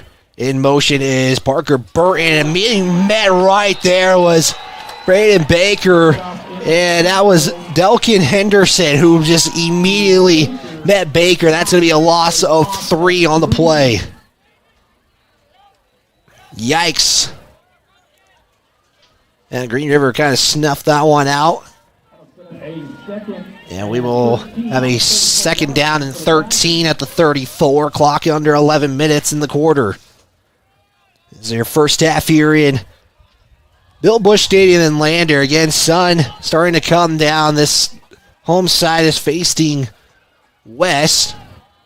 There's another carry by Baker on the carry, and he will get 6 on the play. I had to make sure I do the math right, so it'll be 3rd down and about medium. You got about 3rd and 5, 3rd and 6. Yep, 3rd and 5 they'll say. So we'll see what later. Does he elect to go in the air? Baker, when he gets the ball, he's able to get more than 5 a carry. I mean, he's had 2 carries have either been loss of yards, and here's Baker again. He's going to get the carry, and he's going to be close. Officials say he's short, and they will say short by a yard, so that would be a gain of 4. And let's see what the Tigers do, and I believe Jim Burton is going to take advantage and go for it here. Just a yard the Tigers need. Green River elected to go for it on 4th down on their first possession. Now Tigers going to do it right here. Gotta wonder if this is potentially a carry for Baker, just how he's ran the football a couple of times. Moffitt goes under center, everybody close together. Here's the snap. Moffitt going to take it himself, and I don't think Green River was even ready for that. As Moffitt gets it, and got a couple of players interacting, but I think they're good now as Gabrielis came up, and Moffitt gets a 1st down after a carry of 4 on the play. And Lander able to keep their drive going here. It's coming off for the Tigers. Will be Juan Rivera that lines up as a receiver. Now it's Mason at the bottom of the screen. Moffitt sends Velarde in motion. Baker again gets met up, tries to stay up, and he is taken down. A loss of 5 on the play. And it looks like Green River has kind of figured this out just a little bit. You know, Baker has had some good carries, and Green River has kind of attacked that now. As a couple of carries now, Baker has not gone 5+. He's gone 4. Last 3 carries, 6, 4, and -5 now. Actually, they say -4. 2nd and 14 now. At the 44, here's a pitch to Parker Burton. He gets around the edge, and he's going to have a nice carry. Maybe a carry of 9 on the play, and we had a timeout or something called, and they're going to say, I believe, a gain of at least 9 here. No, not 9. A gain of 9 on the play. So Parker Burton, and that's why there's some confusion, because a flag on the play, and they're going to say holding. Looks like holding on the Tigers. That would be where the flag, just where the flag is at. I think that's expected, and yep, holding on the Tigers. So good things happen, and then not some good things happen, and Tigers lose 10. So this is second now and 24 at the 35. Lander needs to get to the Green River 42 for a first down. Second and 22, like I said. 8:03 to go. In motion is Velarde. Moffitt elects to go in the air. Here's the throw. Bryce Mason with the reception. Bryce Mason is going to get back right about the original line of scrimmage as Moffitt completes the first pass attempt of the ball game. And he will get to the 48-yard line, so that will be a gain of 13 on the play. And it sets up a 3rd and 9, so Tigers go to the air that time, and Bryce Mason just comes around across the field and able to get the reception and puts Tigers in a better 3rd down scenario. You still got 9 yards, and now you got Rivera lined up in the far side, and whistle blows.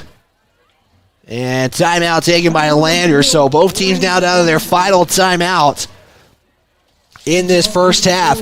Big thanks to Fremont Chevrolet GMC in Riverton. They support local athletes. Your hard work and dedication doesn't go unnoticed in Fremont. And Fremont Chevrolet GMC is here for you every step of the way. Located on 1401 North Federal Boulevard in Riverton. They are our scoreboard sponsor this season. 7-0 on your Fremont Chevrolet scoreboard.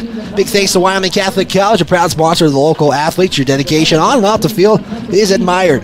Find us online at wyomingcatholic.edu. Support our Student of the Week segment here on this broadcast.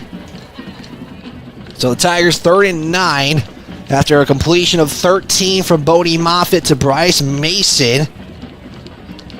And now the Tigers looking to having to convert here on 3rd down. Again, they've had some good things happen, but you got to be able to do it without having the bad things come right after. So far, that's kind of been the scenario. And again, for our video audience, we apologize because of the sun that's starting to go down here.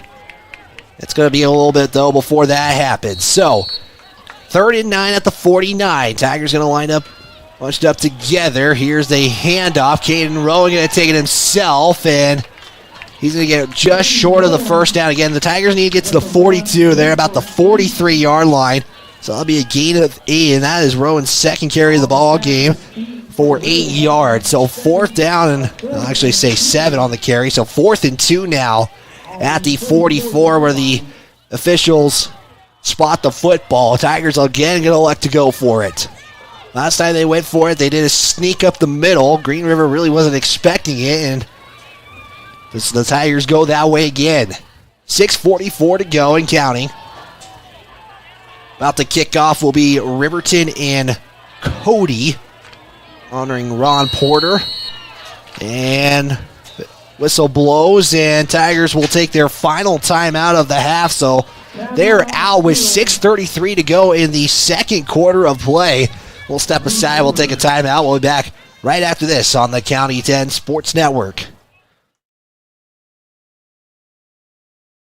RE/MAX All-Star Realtors are proud to sponsor sports across Fremont County for the 22-23 season. RE/MAX All-Star Realtors was founded in 1991 with the goal of doing real estate in a way that would make our clients' lives as easy and uninterrupted as possible. They've completed many transactions involving residential, commercial, vacant lots, farm and ranch, and investment properties, and can help you with any goal you might have regarding any of these today. RE/MAX All-Star Realtors, 938 West Main Street, Riverton. See them online at remaxriverton.com.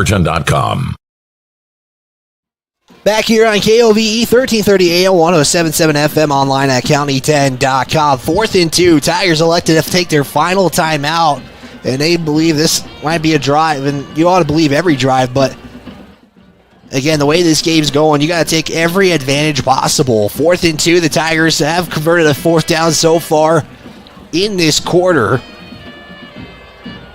8 plays ran total in this set, or 9 plays ran in this quarter so far as I put the passing play on my first quarter stat sheet. 4th and 2 at the 44. Last time they let Moffitt take it himself. Burton gets his goal in motion. Green River's going to jump off sides, and they got him. Encroachment on the Green River Wolves, and the Tigers have a first down. Offsides against the Green River Wolves, and that'll give the And that's what they needed. They didn't need a run of play. They get the first down as they are in Green River territory at the 39. 1st and 10. Landon Jones will come to the bottom of the screen. Velarde and Burton, the wing players. Velarde goes in motion. Handoff is to Rowan on the near side, and he's going to get a gain of 5 on the play. 2nd down, 5 to go.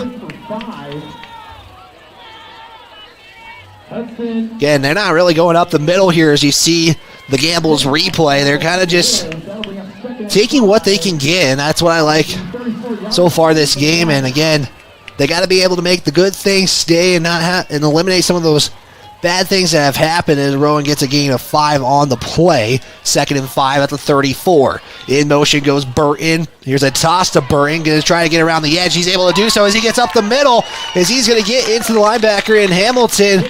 Kind of gets ran over, and he's slow to get up, but he's going to have a 1st down after a gain. It appears to be 13 for Parker Burton. And Parker Burton's had a couple of nice plays so far in the contest. 1st and 10. Here's the best drive for Lander so far as they're at the Green River 23. 5:40 to go. So we will have Juan Rivera come to the bottom of the screen. Velarde in motion. Handoff is to Braden Baker, and he's going to have a nice carry. He's going to try to get to the end zone as he's close. He's at about the 3-yard line. That's going to be a gain of 20 on the play. They're going to say 4-yard line, so that's going to be officially a 19-yard carry by Braden Baker and a first take goal for the Tigers. Here's the chance for their first touchdown of the season. 1st and goal, the closest the Tigers have been to a touchdown in the first couple of weeks. As the clock hits 5:10 on your Fremont Chevrolet scoreboard. They'll line up in the flex bone. Baker in the backfield. In motion is Barrett Moffitt. They're going to give it to Baker for the score. Touchdown Tigers. First touchdown of the season for Lander Valley. Been wanting to get that is let's take a look at your Gambles replay. Put Moffitt in motion. You give it to Baker, who makes a little cut like a counter. And the Tigers are able to score now away to the PAT. As it will be Caleb Andrews, the freshman, looking to tie this ball game. Snap, Burton put down, kick is up, the kick is good, and we are tied at Bill Bush Stadium. And the Tigers score with 4:57 to go. It's 7 on your Fremont Chevrolet scoreboard. We'll step aside. We'll have the kickoff right after this. We are Maven. We focus on the fundamentals, clean, simple designs with the very best modern materials and technologies. We refuse to compromise our mountain town roots to follow the well-worn path to $1. We choose instead to make game-changing gear and use it in the places and pursuits that inspire us every day. We are Maven, a company focused on the design and creation of innovative products for and by the modern outdoorsman. You're tuned into Lander Valley Tigers football on the County 10 Sports Network.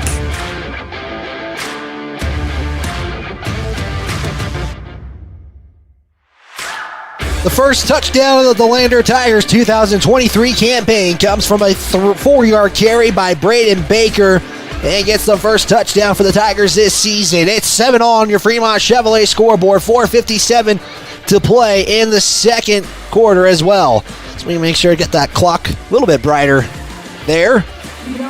So you're hearing some of that music as well as, again, big score to tie things up, and we got a brand new ball game as we were tied up at zeros, or tied up at 7s, excuse me. Getting a little ahead of myself. That's how excited I had to finally see it, and you saw how excited that team was. They wanted to get one last week. They had a couple of good drives. They just weren't able to put it together. And Braden Baker, who just scored the touchdown, will set it away as this one going to go way into the end zone. It will be a touchback. The Wolves will start at their 20. So Green River scored the opening play of the second quarter. And getting their first full offensive possession here. As again, Lander turned it over, had a penalty, and then Green River was able to capitalize in the opening play of the second quarter. 4:57 to go. Wolves lined up at their own 20 after the touchback kick from Braden Baker. It's going to line up in a single back set, 2 receivers each side. As Hintz going to have the little toss. Here's an end around as Green River's got a couple of players, and there's a flag, and I believe this is going to go against Green River for a hold. As making the play was Alex McKinnon who got the pitch, and we'll see what the call is. I believe this is going to go against Green River as they are already backing up. So you're going to see the discussion with the officials, and this should be holding just based off where the flag was and a Tiger going down. As I believe they're going to have the flag at the spot of the foul, and that's what they're going to say. And it will stay first down. It'll be about 1st and 14. And that will be, so that was a penalty of 10 yards, and it's it's going to be 1st and 14, excuse me. Or no, they're going to say 13. At the 17-yard line. Wolves with 2 receivers to the top of the screen. Here's a handoff to Gomez as Rowan's going to get him out. That will be a gain of 5 as the clock will continue. 4:40 and counting now. It's been essentially the Gomez show for Green River. He's already 5 yards away from the century mark. 11 carries, 95 yards. It is a gain of 5, so 2nd and 8 for the Wolves at the 22 now as cloud coverage comes in. It's going to be pretty much cloudy from here on out. A little bit cooler as well. Clock now at 4:10. The Wolves have put 133 yards of total offense in the game. Shotgun set, 2 receivers each side. Hint's going to set up the screen as the Tigers were right away ready for that one. It's only going to be maybe a gain of 2. As that was a pass to Gomez for, again, gain of 2, and it looks to be about 3rd and 6 now for the Wolves. Clock now at 3:43. Tigers out of timeouts in this half. Green River has 1. So we are tied at 7s on your Fremont Chevrolet scoreboard. 3rd down, shotgun set, 3 receivers to the bottom of the screen, 1 to the top. Gomez lined up in the backfield with Hins. Snap, roll out. Here is the throw, as this one's just going to be thrown away. And the Tigers have a 3rd down stop. As I think Blaine Christensen, the coach, is looking for a late hit on the quarterback, and officials say no, and it'll be a punt for the Wolves. As it'll be Joel Jubber who will be the return man. He stands at their own 40, the Lander 45. And going to be punting it away will be Gomez. 4th and 6 at the 24. And we have the officials stopping it for a second. Now they'll let the clock go. 3:14, and Green River going to snap it. I thought they would maybe hold it for a little bit longer. Gomez with a high punt as it will be Bodie Moffitt who catches it as he went back kind of late there. And the Tigers will have good field position here for their next offensive series after getting a touchdown. On their last drive, they had to convert a couple. They had converted 1 4th down. Green River committed an offsides on a 4th and 2. And the Tigers will have the football at the Green River 45. So far, the Tigers, at least the last drive, if you could pull something like that, eliminate a couple of those penalties you had, got a chance to maybe get a lead here. Snap. Baker loses the football. He's going to jump on it. That saves the possession for Lander, and luckily the football fell at right about the line of scrimmage, and I believe that's what they're going to say for Baker, maybe a loss of 1. essentially placed at about the half-yard line. But it will be second down. And they will say a gain of 0 for Baker. But the clock at 2:35. Burton mentioned some urgency here. And it's basically the 2-minute drill is in effect. Moffitt under center. Motion is Burton. Moffitt going to keep it himself and lose a couple. So Moffitt loses 2. And this puts a third down. Green River still has their timeout as the clock at 2:13 now. As Bill Bush Stadium continues to pile in here, is Caden Rowan going to come in. The Tigers are going to let this clock, well, they can't stop the clock unless it's an incomplete pass. And under 2 minutes now. Third down, 12 to go. As the Tigers are at the Green River 47. Lander gets a reception and is short. I would expect maybe a potential timeout. Moffitt rolls out, looks. Here's the throw to Bryce Mason. He gets the reception, and he's at the 34-yard line. Does Lander elect to go for it on a 4th and short with 1:31 to go? That is a reception of 11 for Moffitt to Bryce Mason. As Mason has the 2 receptions on the day, as now they are going to go for it on a 4th down and 1 at the Green River 36. Clock at 75 seconds to go. Got to pick up the pace now if you're Lander, if you convert this. Moffitt going to keep it himself and going to have it for a gain of 3. And now you got to pick up the offense now. As clock at 1:06. As you do have to stop the clock for the chain movement, so that's why clock at 66 seconds to go. It's going to start now, as the official says. Tigers again going to be bunched up here. Rowan in the backfield, Burton and Velarde in the wing positions. Burton goes in motion, and we got a whistle and a false start on the Tigers.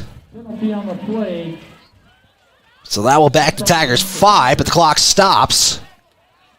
So 1st and 15 for Lander. They'll place it about the 40-yard line. And clock starts. 56 seconds to go. Moffitt under center again.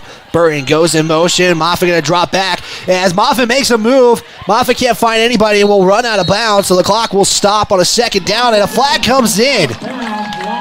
And I believe this might go against Green River for the late hit. Lander celebrating. I believe that is what is going to happen. This will move the Tigers on a negative play as far as the total yardage gain. And yep, it is against Green River. So clock is at 47 seconds, and it will be should be an automatic first down if I'm not mistaken. Yep, then they will say first down for the Tigers. The ball will be placed at the 32, so yeah, penalty of 10. The clock does stop, and now we got the official talking with Christensen, the head coach of Green River. And now he's talking about it as well, and Green River booing on the sideline as they actually have a good showing as well. So the whole away team getting some support on their side. The sideline reporter for the Cowboys football team, Eric Pauly, over there as well. So Paxton Hollinshead will come in. This was something that Jim Burton mentioned. Depending on the situation, could see another quarterback. Hollinshead takes the snap. He's looking to keep it himself. He's got some room. He's at the 20. He's going to run out of bounds. Nice ideas. He gets a gain at about maybe, where are they going to put this? They're going to put it at the 15, so that's a gain about 8. Yep, because he was at the 5. So, sorry, I'm talking in my head as well. So Hollinshead keeps it himself. And at the 15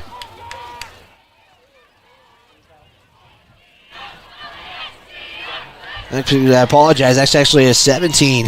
Their gains, they were at the 32. And now Moffitt going to come back into the ball game. 40 seconds to go. Clock is stopped. Moffitt keeping himself, running up the middle. Moffitt's got room, and he is in. Touchdown, Tigers! And the Lander Tigers have a lead. Kind of developed a little bit slowly as you take a look at the Gimbal's replay. Moffitt finds the little crease he needed, and he's in. 4-6 on a 15-yard carry by Boney Moffitt. Puts the Tigers up by 6 away in the PAT.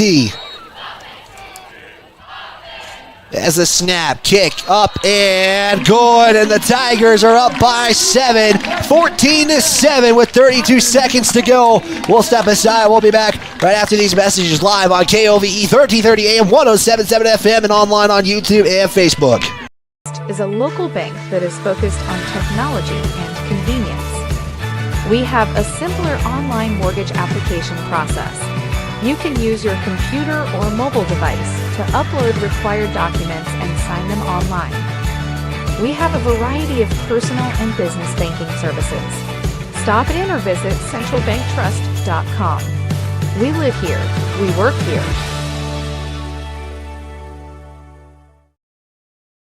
Tires, and more tires. Bailey Tire and Auto Service offers a huge selection, great prices, and fantastic service. Oh, yeah. Hi, this is Haley. With over 13,000 tires to choose, Bailey has tires for your ATV, farm implement, car, truck, trailer, semi, lawnmower, wheelbarrow, you name it. If it has a tire, Bailey Tire and Auto Service can fix it or replace it. Bailey Tire and Auto Service is your one-stop complete tire and service shop. Just remember, with Bailey's, there's no tricks, just tires. Subscribe and turn on the notification bell to be alerted every time a new video or game is on Callington's YouTube page. 15 yards for Bodie Moffitt puts the Tigers up by 7 as the kickoff is underway. Retrieved at the 5-yard line. As that is going to be, I believe that's going to be a horse call. Yep, it is. And flag comes in. This is going to add more to Green River, but they got 27 seconds to play with. As Cade Steen made the return. And kind of just basically got wrapped around the neck. And the Wolves will have some more yardage tacked onto this kickoff return. Tigers 160 yards of total offense. And Paxton Hollinshead's rushing total on that one play was 13 yards officially. So it's actually 158 yards of total offense for the Tigers. Tigers scored with 40 seconds on the clock on their last play. As again, 27 seconds on the clock, 14-7, and Green River is going to be set up at the 40-yard line because of the penalty by Lander, as he was tackled about the 25, so that's a 15-yard penalty against the Tigers. 5 penalties so far, one of them was declined against the Tigers. Shotgun set, Hintz, and have Gomez next to him. Here's the play, roll out to his right, here's the throw, and Jummer's going to put a hit right away on the back, but it's going to be a reception of 12 for the Wolves, and now they have 22 seconds. Still have that timeout left on the clock. As the reception was made there by Ruse. And timeout taken by Green River, so they elect to take their final timeout of the quarter here. As again, we want to give a big shout out to some of our sponsors. That does include Mama's Kitchen. Can't wait to cheer on our local athletes. Mama's is your go-to breakfast and luncheon spot in Lander. Stop by and enjoy all the home-cooked goodness. 260 Grandview Drive in Lander. And so Green River does take the timeout. It will be 1st and 10 in Tiger territory at the 48. As right now, kickoff in Riverton. That's not too far from Bill Bush Stadium. Right now, your score in that contest still 0-0. As that game literally just kicked off moments ago.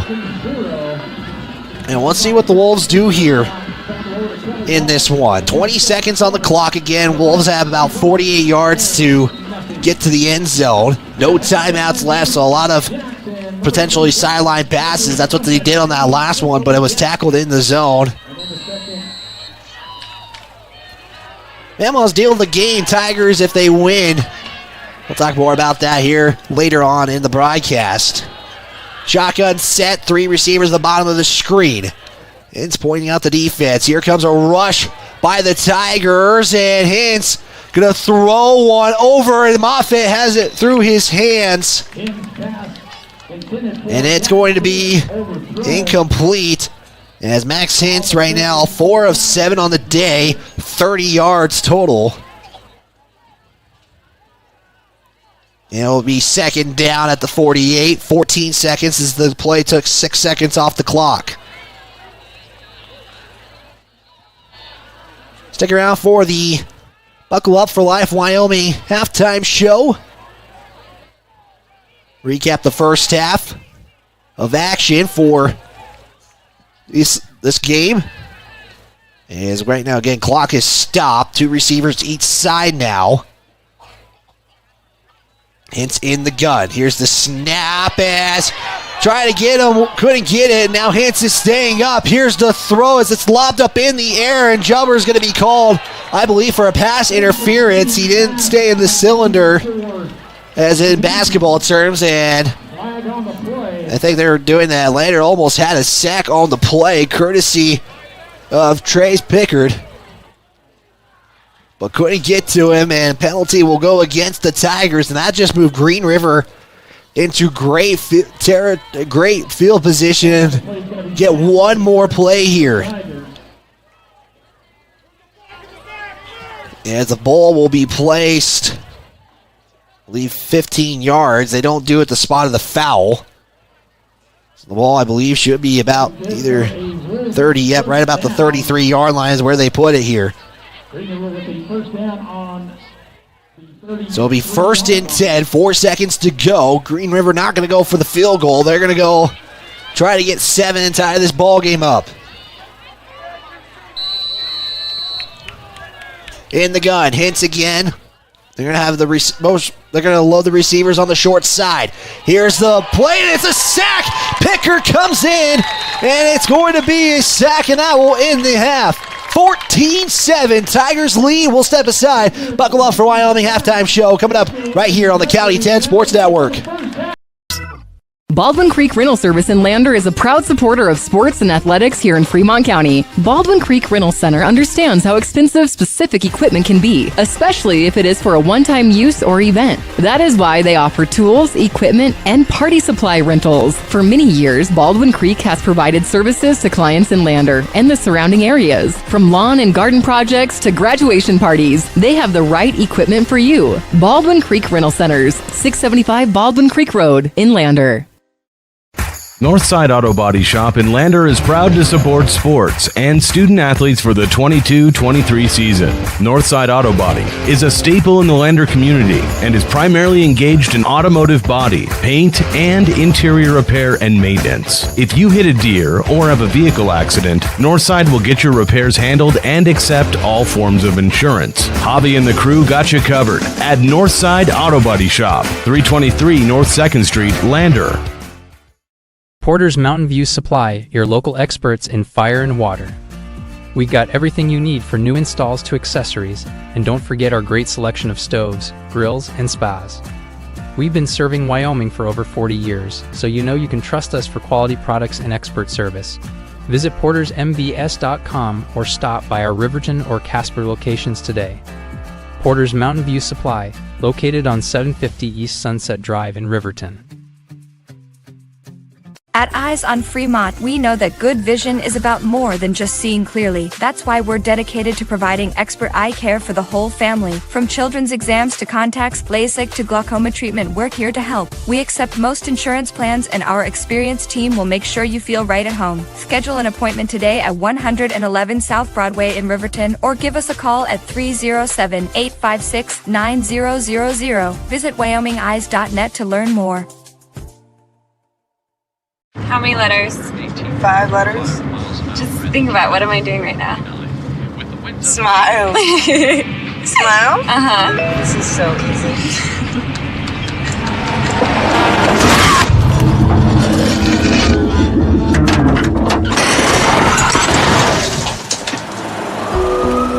Nobody likes to be stopped by the police, but if I'd seen her texting while driving and given her a ticket, it just might have saved her life. Myers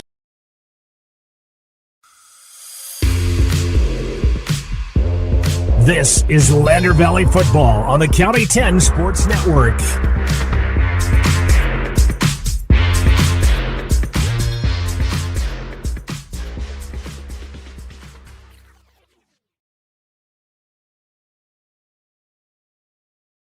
We are here on the Buckle Up for Life Wyoming halftime show. Big thanks to them for sponsoring this broadcast of Lander Valley Athletics. It's 14-7 in favor of Lander Valley. Let's take a look at those first half stats in this one. At first, it looked like Green River might have had control of this game, but Lander has gotten back together, and the advantage goes to Green River as far as rushing and total yards go. 158 yards of total offense, 134 of those coming from the ground. 2 completions for Bodie Moffitt in the game so far. He's 2 of 2 actually for 24 yards in the contest. Tigers, though, after a clean first game, have kind of struggled with penalties. 5 penalties total, and the turnover margin favors the Wolves as they have a single turnover in the contest and 3 penalties in that one. Tigers, though, great start for them as, again, this is the first time Lander has had a lead all season, the first time they've actually scored all year as well. Their first touchdown came in the second quarter. Actually, let's take a look at how scoring happened. The first play of the second quarter had a 15-yard rushing touchdown by Jackson Gomez.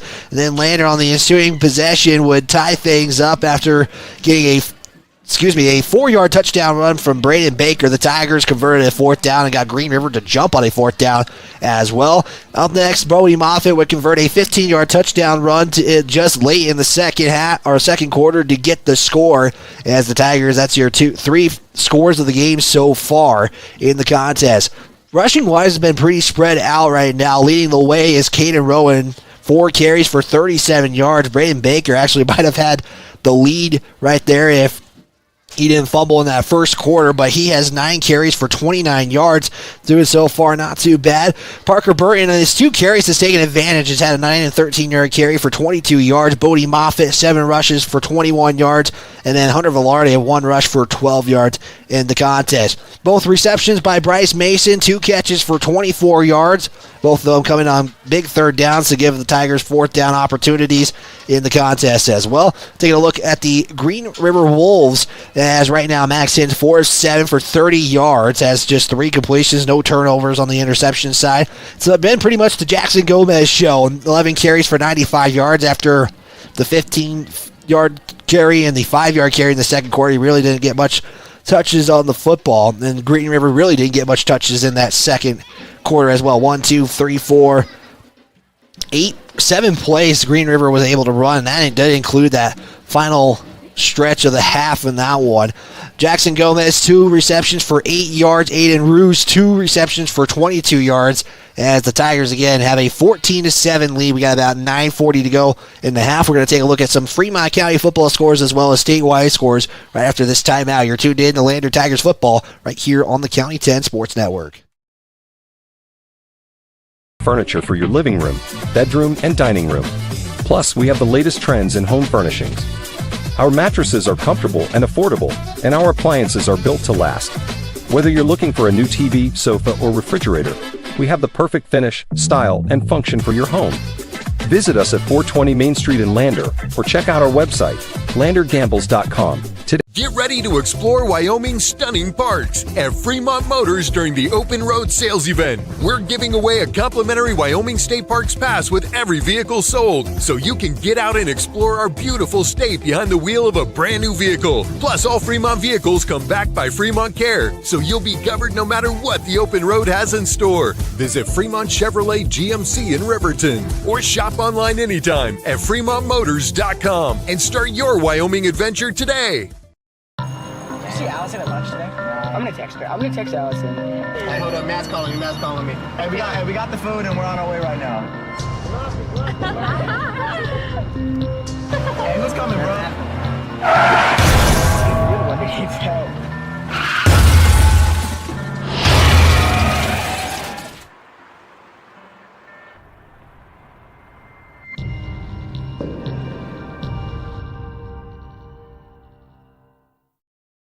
If you're looking for an upgrade to your vehicle, Wyoming 4x4 is the place to go for all your upgrade needs. From lift kits to bumpers, grill guards to bed liners, we've got everything you need to take your ride to the next level. We use top brands for our bumpers like Fab 4s, Ranch Hand, and Road and more. So get your vehicle ready and stop at Wyoming 4x4, or give Dan a call at 307-857-3175.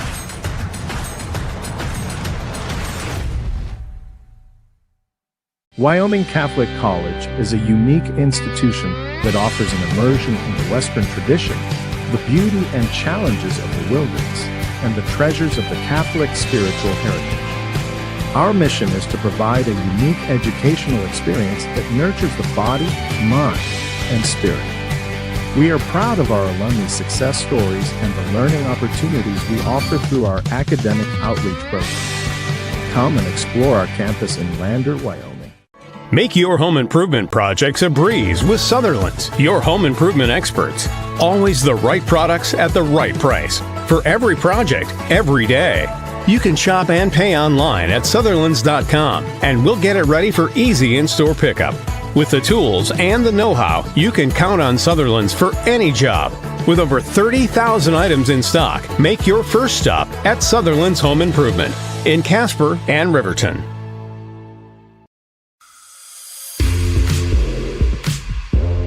This is Lander Valley Football on the County 10 Sports Network. Halftime here in Lander Valley as the Tigers have a 14-7 advantage over the Green River Wolves. The Tigers trying to make it 5 in a row with hopefully a win tonight. Your deal of the game brought to you by Mama's Kitchen. It's the same as last week. If the Tigers are, well, if we can get the deal of the game right there. There we go. A Tigers win, get you a buy one, get one free burger, draft beer for $2 as well. Again, that's if the Tigers can hold on to this lead and get the win today here in Bill Bush Stadium. Again, the first time the Tigers are able to show off what they can do in front of the hometown at Bill Bush Stadium, Lander, Wyoming, just off the high school as the sun has finally gone away here. It will be pretty much cloudy conditions and a little bit of breeze, a little bit of wind from here on out. It will be Tiger football to start the second half, so a chance to extend that lead for them entering the second half of play. Yesterday, number 1 Pine Bluffs defeated Shoshone 36-12. Wind River's game against Saratoga that was supposed to be played yesterday, unfortunately, has been canceled. The Cougars will play Campbell County's JV team in Gillette on Saturday, which is tomorrow. Take a look at some other scores from around the state of Wyoming. Mountain View, number 3 ranked in Class 2A, defeated Wheatland 38-0. Number 4 Lovell tried to put something up against Bighorn 21-14 at halftime as well. We don't have an update from Wyoming Indy, unfortunately. We're missing that score right now. That kickoff was at 4 p.m., so hopefully we can get an update soon.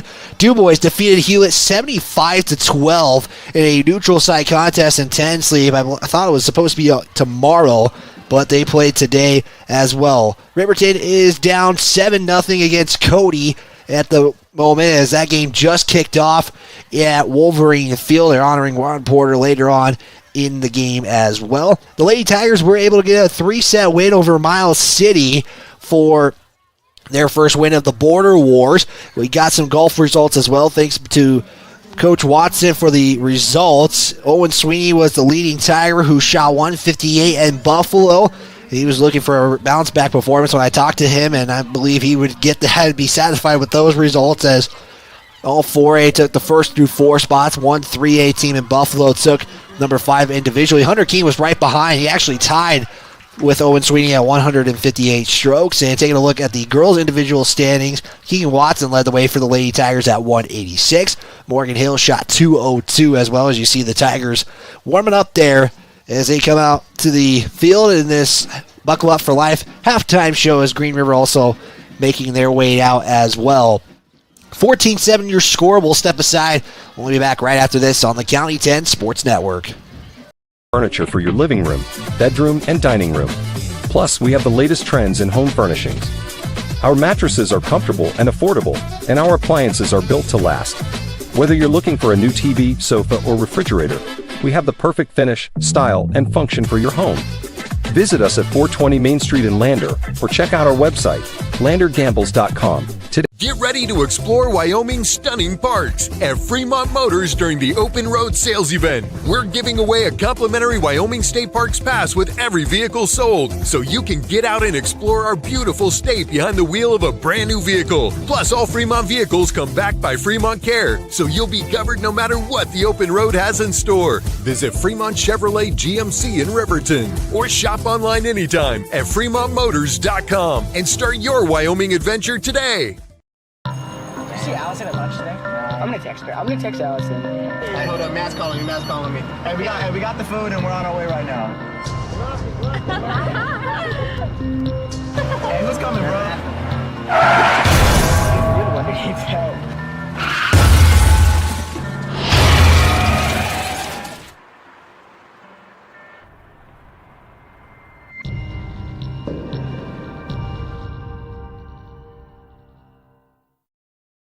If you're looking for an upgrade to your vehicle, Wyoming 4x4 is the place to go for all your upgrade needs. From lift kits to bumpers, grill guards to bed liners, we've got everything you need to take your ride to the next level. We use top brands for our bumpers like Fab 4s, Ranch Hand, and Road and more. So get your vehicle ready and stop at Wyoming 4x4 or give Dan a call at 307-857-3175.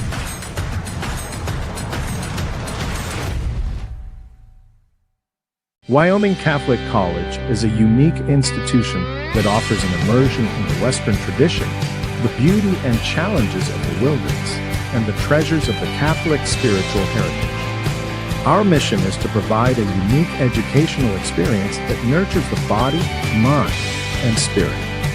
We are proud of our alumni success stories and the learning opportunities we offer through our academic outreach programs. Come and explore our campus in Lander, Wyoming. Make your home improvement projects a breeze with Sutherland's, your home improvement experts. Always the right products at the right price. For every project, every day.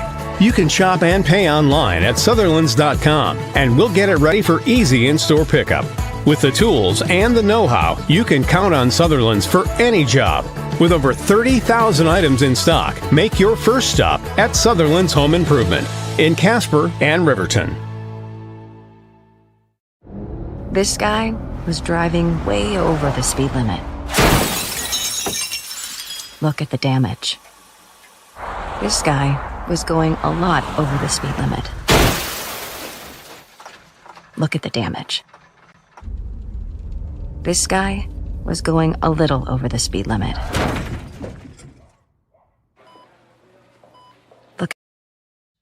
Gonna have to cut that break short, as again we want to give a big thanks to Buckle Up for Life Wyoming for our halftime show. It will be Tiger football, as they did win, or they deferred into the second half of the contest, as we will wait for Lander to get on the field as Green River's ready to go. They're set up on the near hash, and we got, looks like Coach Moffitt talking with the officials at the moment. Again, Cody up on Riverton 7-0, and I guess they reset the warm-up clock, 2:32 to go. So that's why I was confused, because I thought they'd get an extra additional time to warm up, and they didn't have that. They were all ready to go, and so we'll take one more time out here. We'll be back second half action right after this. Redden, Kane & Associates. CPAs is your go-to source for tax, financial, and business solutions. Our experienced professionals are trusted and know the numbers. We're dedicated to providing personalized attention to each of our clients. Whether you're an individual or a business, we're here to help with all your accounting needs. Let us do the math for you. Stop in or visit rivertoncpa.com to learn more.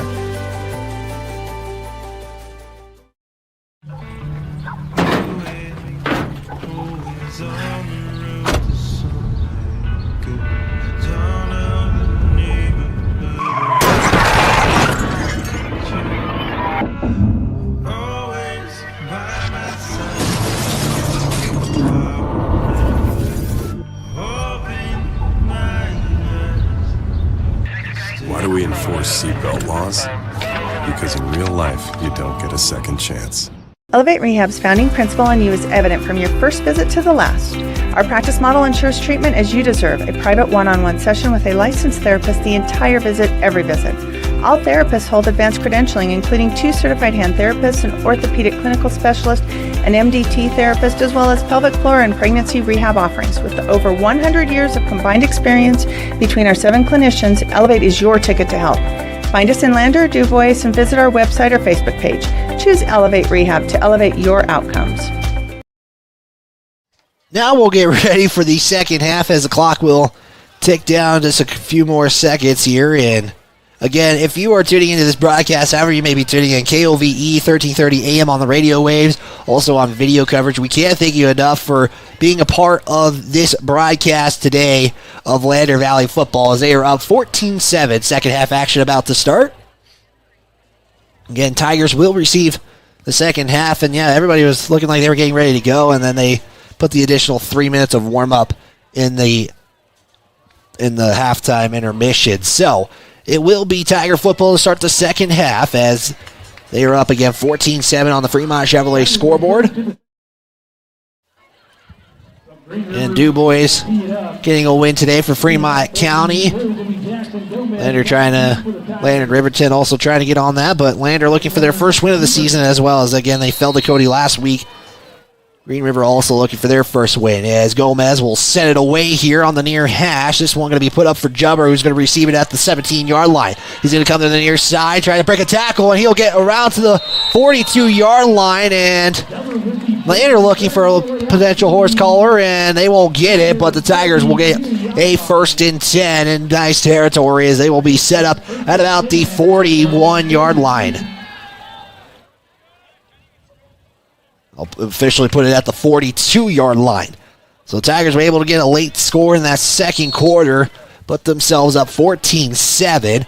Moffitt going to be back out there. They had Paxton Hollandshead for one play as he got an 8-yard scamper, and then Moffitt finished it off with a 15-yard rushing touchdown. 1st and 10, again at the 42-yard line. In motion is Burton. Burton's going to try to make a move and makes an inside move. He'll cut back and then get maybe 2 as Tristan Osborne was slow to get up, but appears to be okay. So Burton with a 2-yard carry sets up 2nd and 8.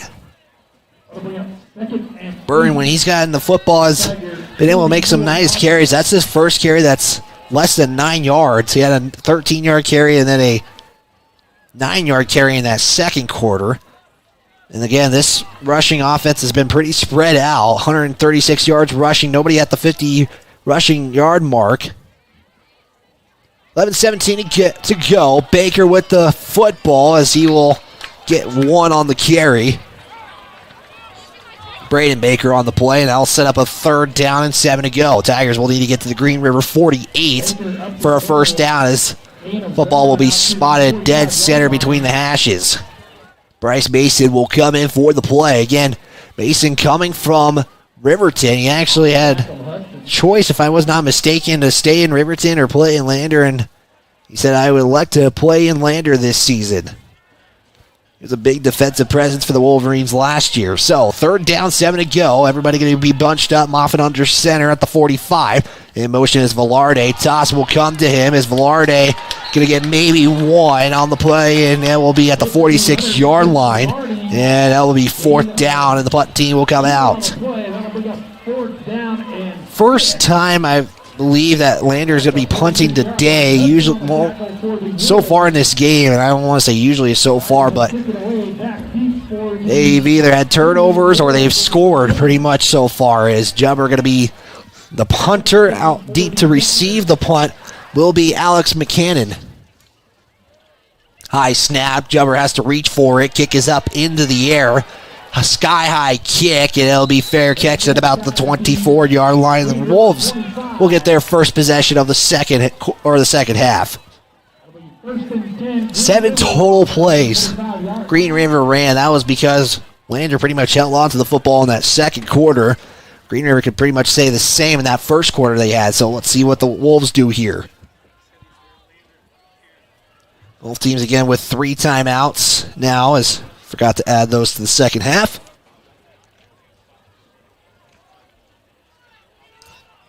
And the Wolves will start with a single back set. 2 receivers to the near side. as the ball is placed on the near hash. They'll actually line up offset eye. Handoff, Gomez, and he's going to be basically tripped over by a lineman of the Wolves and get maybe back to the original line of gain. As Gomez, again, he was 5 yards away from the century mark going into the half, and they only saw 2 carries in that second quarter, excuse me. Clock ticks at 9:30. Gain of 0 was the official spot as they put it back at the 25, but now all the way on the near hash. Wolves will send 2 receivers to the far side, 1 to the near side. Near side receiver Christian Lee, single back set. Gomez lined up at the running back. Hintz, play action, and he's going to be tackled and sacked as Bryce Mason, as soon as I say his name just a moment ago, gets the sack and makes a defensive play. Let's see if we have it here on your Gambles replay. You're going to see it right at the beginning of this replay. Bryce Mason gets the lower part of the legs and was able to bring Hintz down for a big loss. That's a loss of 12 on the sack. So third and 22 for the Wolves, and the Tigers had this scenario happen. Green River was able to make a big play out of it on a big play on a third down, as there's going to be a flag on the play in the area of holding. Hintz is just going to take it himself and get what he can. He gets back to the original line of scrimmage and maybe gets a yard more, so that would be a gain of 13 at the play stands. So it would be a gain of 11, maybe 12. It depends on the spot of the football. It'd be a gain of 12, and this is going to go in the vicinity of holding. And yes, they are talking with the Tigers, seeing what they're electing to do here. Your Tigers, they're not really close to a fourth down, and they're going to repeat the down. They will repeat. They will play third down again. So Green River about half the distance, or 10 yards. They can make it 10 yards, and they will. This is going to be at the 4-yard line for Green River. So can the Wolves get out of this? 3rd and 32 now. Well, they're going to put it at the 4-yard line, excuse me, so it's actually 3rd and 30. You get to the 45-yard line, so actually 3rd and 31 officially. Gun set to receivers. Here's a screen pass. It's going to be batted down as, was it Hamilton on the play? And we'll see who made the initial bat down, and I believe that was, actually might have been Pickard on the play. And that will put the Wolves in a punting position. Yes, or no, it was Jackson Condor, excuse me, on the play, and the Wolves will have to punt it deep in their end zone. 4th and 31. Lander is lined up at the Green River 35. High snap. Here's the kick. Bryce Mason kind of held back, and they're going to elect to do this. And this punt is going to get to the 24-yard line. That's a tough one. You have to punt it deep in your end zone, and the Tigers have tremendous field position for their next offensive series. They go 3 and out on the play. Or 3 and out on their last possession, excuse me. Tigers, though, at the 24. We haven't seen what Caleb Andrews can do not doing extra points. You gotta wonder what his range is on PATs. Tigers gonna bunch up. Braden Becker in the backfield. Parker Burton and Velarde as the wings. Moffitt takes the snap, elects to throw. Here's the throw to Jubber, and it's gonna be picked off. Interception by Alex McKinnon, and that will give it right back to Green River, and Green River is going to be essentially lined up right where that fourth down was at their own 4. Let's see where they put the football, though. And that will, one play, a turnover, but they went to the air again. That's Jim Burton said maybe a little more passing in this game, and it showed, but it will be a turnover on the interception as it will be 1st and 10 for the Wolves at the 4. Also, a scenario, they were at the 2-yard line and got a 41-yard carry or 42-yard carry by Jackson Gomez in the first quarter.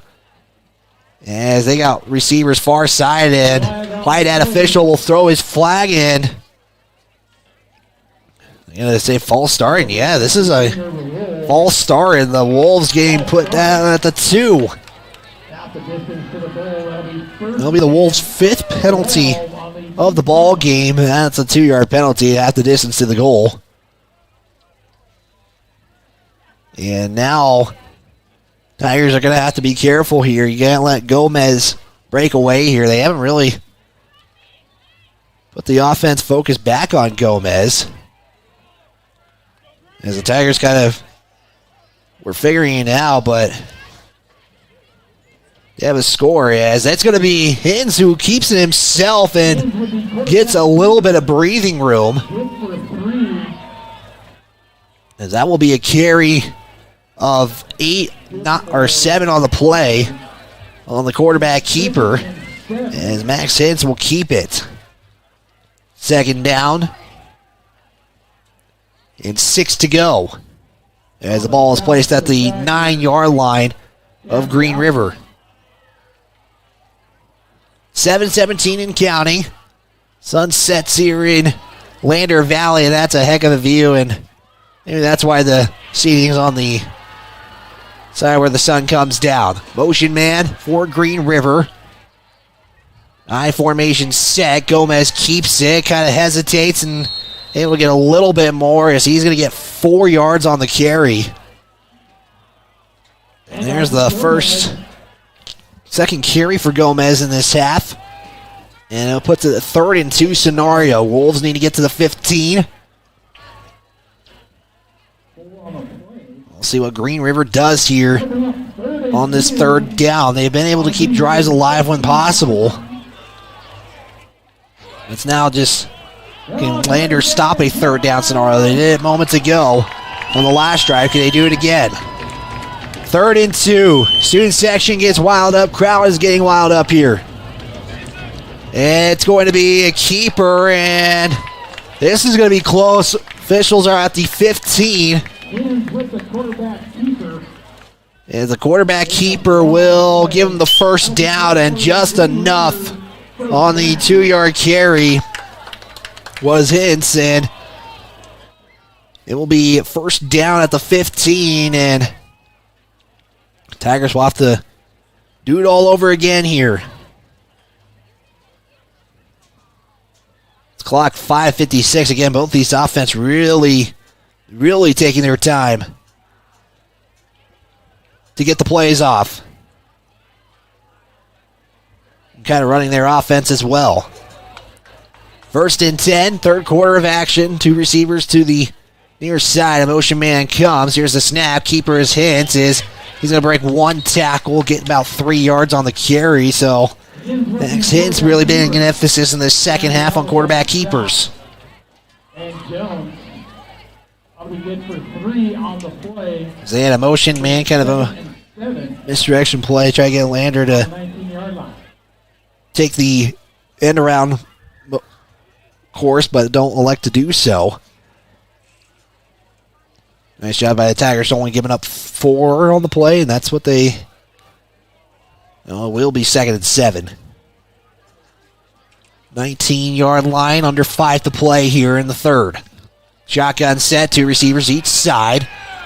As Hintz is having to get out of the way, breaks 1 tackle, and is able to get sacked, and making the sack is Hamilton. Hamilton with the sack, and that puts Green River in 3rd and long now, as that will be a loss of 5. Actually, a loss of 6 now. As Hintz was really taking his time, and I like to see that out of your quarterback with the patience, but pressure has been coming for the Tigers.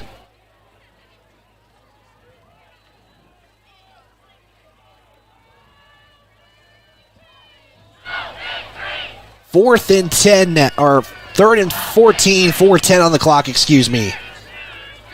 3 receivers now to the near side. Flag on the play. I think this is going to be a free play, as it is going to be incomplete, awaiting the penalty call. For McKinnon, incomplete. But there is a flag on the play. We'll see who this is on, and I thought Lander might have jumped on the play, and let's see what the official says. Flag came on the far side of the field, sits at the 11. The White Hat official is talking with head coach Jim Burton,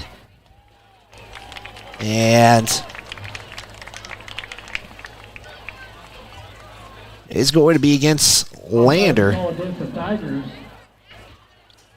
So it will be another 3rd down, so the Wolves keep their chances alive here, and it'll be 3rd down, 9 to go. The penalty was 5. That's what I believed. It was just jumping off the line a little early. And that will be the scenario. 3rd and 9 for Green River again. They'll be bunched up here. Velarde trying to come in. Here's going to be a play action pass in, so we'll dump it off. This is going to be short of the 1st down after a 2-yard completion. As it will be Christian Lee with the reception. Out to the 19-yard line. Yeah, he's at about the 19 as you hear from the PA. It'll be 4th down. Punt team comes out. Gomez is already lined up as the punter. Moffitt and Jubber will be deep to receive the punt. Jubber stands at the 45. Moffitt will stand at the 40. Here's the snap. Punt is away. This is going to be a little high kick as Jubber touched it, and it's going to be Green River football. Jubber was trying to field it, and I didn't see a fair call. Let's take a look at your Gambles replay. Yeah, well, Jubber was trying to come back as was worried maybe a Tiger was there, but yeah, that's basically a free play for Green River as they get all the way from the 19 to the 37. And tough one for the Tigers right there. 3:50 to go in the 3rd, 1st and 10 at the Wolves 38. As the lights are on here, Friday Night Lights at Bill Bush Stadium, Lander, Wyoming. Bill Bush, the coach who led the Tigers to the 1948 state championship, defeating their opponent right now, Green River. Gomez on the carry. Going to get 3, set up 2nd and 7. Tigers 15, 11, and 2 all-time series, and we have a injury timeout. And it will be a Tiger who is down as trying to stretch him out as see trainer Adam coming out there as I don't got the jersey number on the player that's getting stretched right now. Could be a cramp, could be something else that normally when they put their leg up and get stretched is normally they cramp. And it'll be 2nd down and 7 for the Wolves after a 3-yard carry. 3:34 in the 3rd on a nice cool day here in Lander, Wyoming. As the student section decked out in their it's a blackout night here, their theme. Good student section, a good showing here for the Lander community. And it's Cabriellis who is actually coming off. He is smiling, so hopefully maybe it's nothing too serious. That's all you got to hope for, but struggling walking right now at the moment.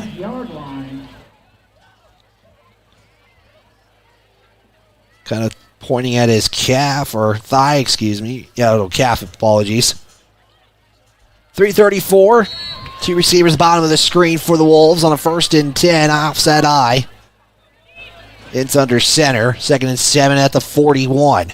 Snap. Give off to Gomez. Tristan Osborne was the initial to tackle it, and then a swarm of Tigers come in. And we'll stop the play, and it's going to be a gain of 0 for Gomez as the Tigers so far in this half have kind of shut him down, as Gomez, although has reached the century mark, 15 carries, 102 yards, averaging about 6 yards a carry. The leading rusher, it's been either him or Hintz rushing the football. It's just kind of been those two have carried the football, and Tigers really have only had to worry about those two in particular. Under 3 to play, 3rd down, 7 to go. Bunch formation for the Wolves.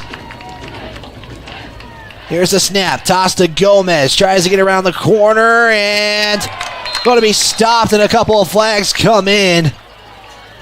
As the jersey was stretched, and Gomez takes a moment, and this I believe will go against the Tigers. He'll save the Wolves' possession.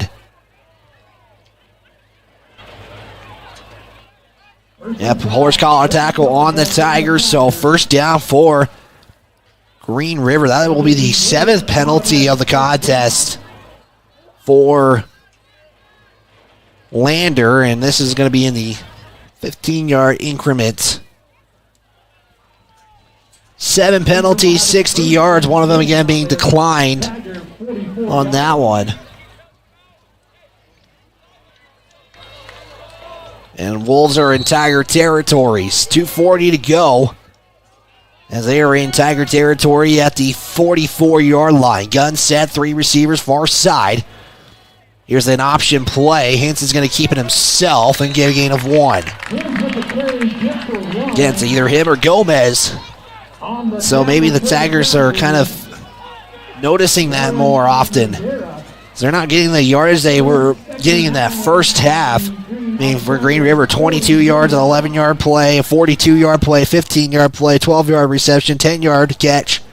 I mean, the Tigers have really kind of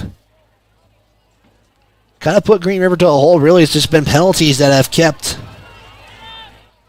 the Wolves either moving down the field or keeping their possessions alive. In the case of that last play, that was the scenario. 2nd and 9 at the 43.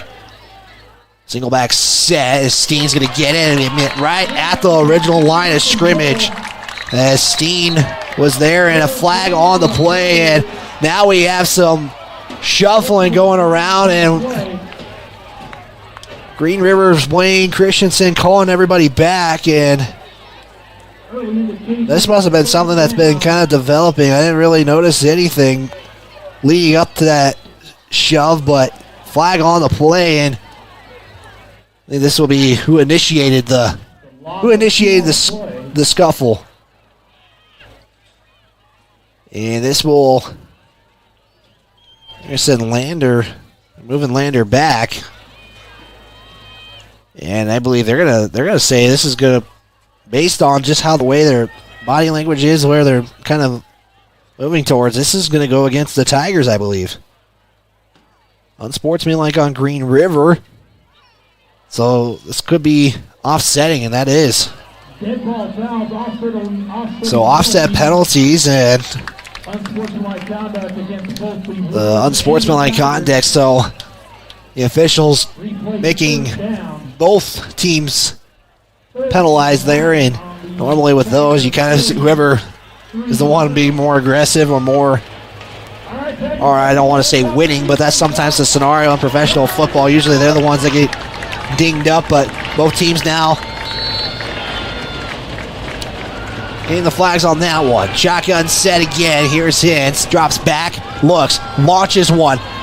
Trying to get the catch, as that was Barrett Moffitt on the defensive play on the 3rd down, and I thought that would be offsetting 2nd down, but I guess they kept it at 3rd, but it's 4th down now. And they're going to have the punt team come out for Green River.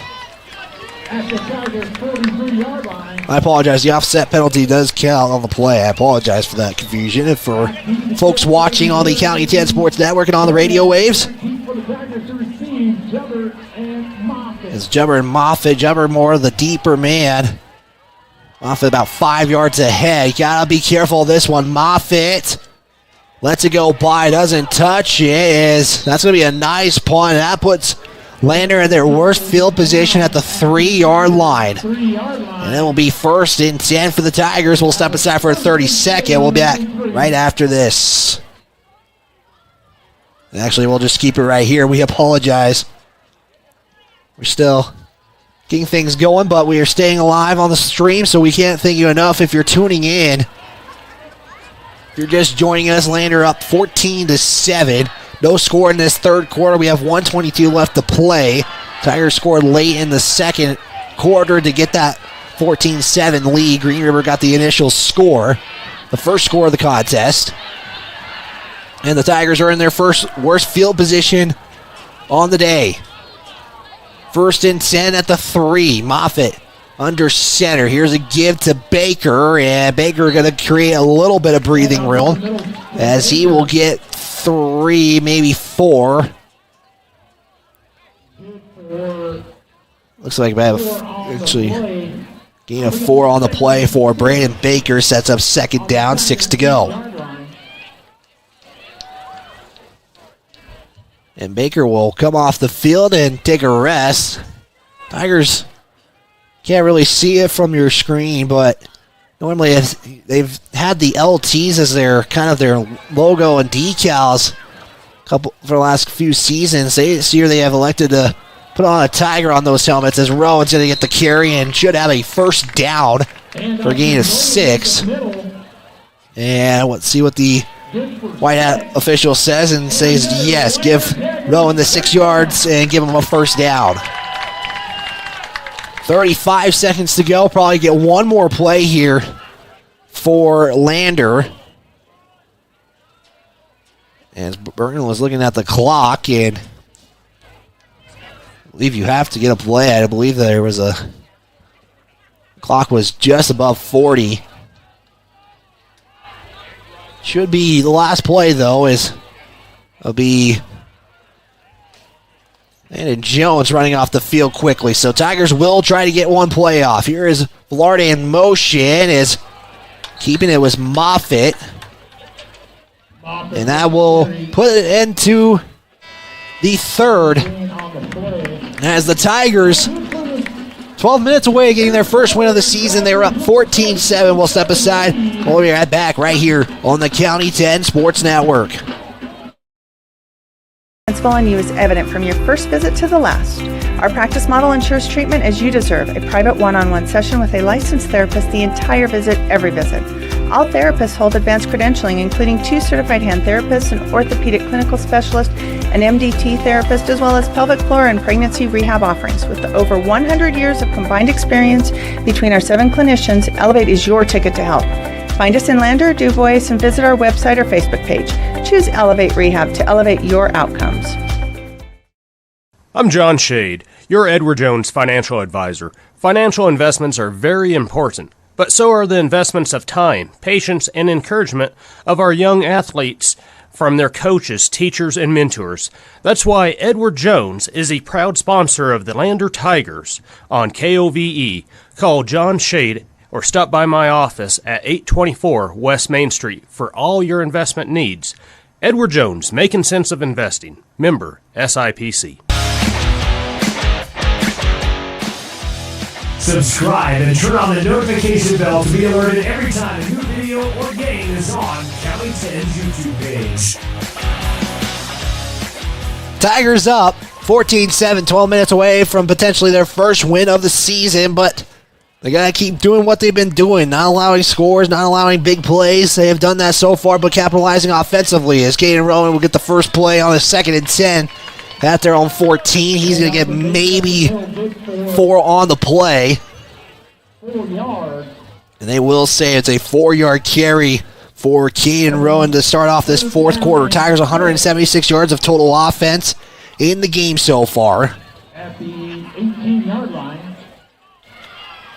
They will officially put the ball at the 18-yard line. 11:30 and counting, and this is why this offense can be so effective.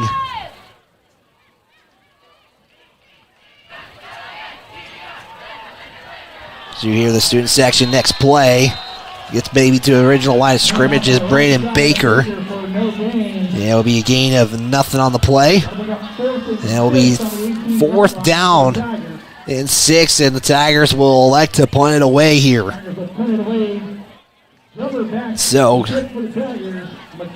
McKinnon will be on his own side of the field. Jubber at the 5-yard line.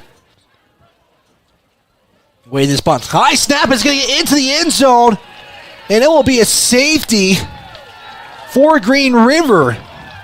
So now the Wolves have a chance to take the lead now with their next possession as they'll get the football back. Just a high snap, and that's unfortunate for the Tigers.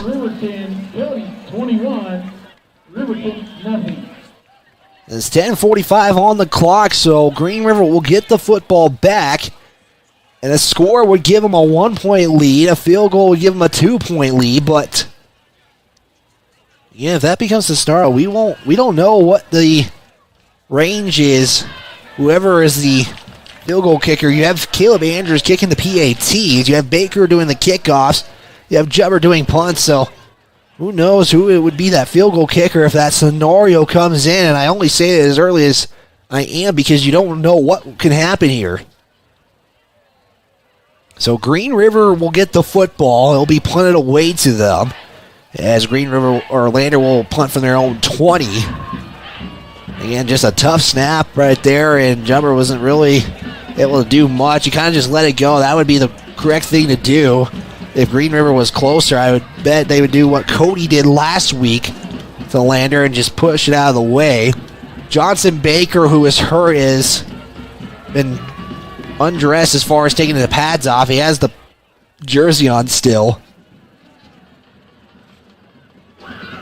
And, I thought this would be a punt. I guess they're going to kick this off here. Burton was coming to hold if it needed to be. Baker has it teed up at the 20. And we have a whistle as the football did get blown over, and Burton will come and hold it as he will put it on the tee. Baker will line it up. Steen stands on the Green River 25 as Baker kicks it off, and this one will be fielded at the 30. It's going to be dropped by Steen, but he's not going to make something now happen as he's going to get up to the middle, break a couple of tackles, and Burton's going to take him down at about the 47-yard line. And Green River's got some short field to work with on their next possession. This handled it, got it picked up, and that maybe helped him a lot better than... First and 10, Green River on the Tigers' 48-yard line. Trying to put words, sorry, I apologize. Maybe helped him out as the Tigers had to focus on the football, and then Steen was able to maybe take advantage of it. So first and 10 at the Lander 48. Tigers, again, had a safety. A score for Green River would give them the lead. I formation, motion man comes. Gomez with the football carry, gets around the corner, and he's got plenty of room, or not plenty of room, but gets plenty of running gain on the play, and he's going to get a gain of 15, maybe 16 on the play, and that's the biggest run for Gomez since the second quarter. That is tough for Lander. Again, you got to play some tough defense here, especially. This offense, both these offenses are time-consuming offenses. First and 10 at the Tiger 31 now. 14-9 on your Fremont Chevrolet scoreboard. Hintz under center. We'll pitch it to Gomez as right there, Lander sniffed it out. Jackson Conder, was the initial tackler. Loss on the play of 3. And it'll be a loss of 3 for Gomez. He'll set up second down and 13 to go. Update in Riverton, 21-7 Cody is back on offense. In Powell for 3A, who Lander will see next week. Powell is up 16-0 in the second. as the Wolves will face a 2nd down and 14 officially as they ruled it a loss of 4. 9:20 as the clock continues. Green River scores. Lander might potentially have one more good chance, and a flag on the play and a delay of game on the Wolves, so push them back 5 more. It will be 2nd and 19.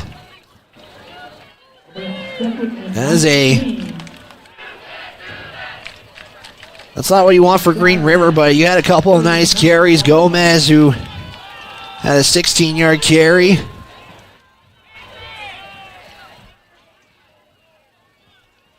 Again, that last game was a loss of 4 again. Gomez really hasn't had a good carry in this second half. That last, or the 16-yarder, was his best one of the second half.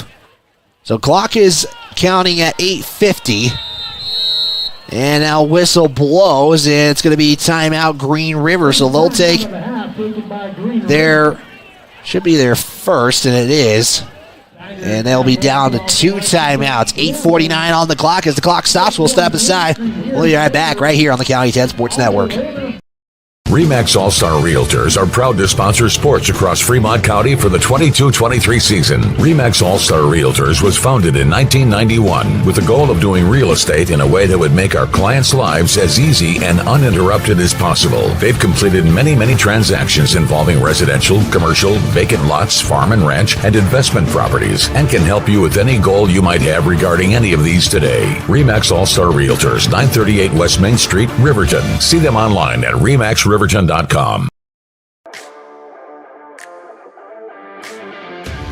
You're tuned into Lander Valley Tigers football on the County 10 Sports Network.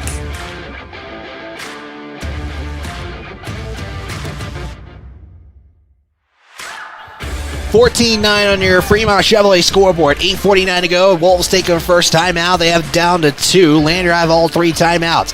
2nd and 19. Here's a pass. It's going to be caught and immediately taken down for the Wolves. On that play was Dax Taylor, who received it and gets it back maybe about 7 of those yards. It's going to be 3rd down and about 12 to go.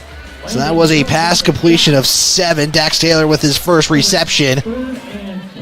Is the clock now at 8:23, and I'm only saying it as much as I am because both these offenses take a lot of clock on their possessions, and especially Green River in that first quarter took 7 minutes off the clock. Here's the snap, drop back, here's the throw, and Hunter Velarde going to make the tackle, but before receiving it was Alex McCannon, and that's going to be a 4th down, and it'll be 4th and manageable. It's going to be 4th and about 4 as the reception was in there for about 9. As McCann getting a 9-yard reception. 4th down, 3 to go. Actually make that a reception or a pass completion of 10. Green River going to go for this and a timeout taken. They took that timeout. I don't know if that was Green River.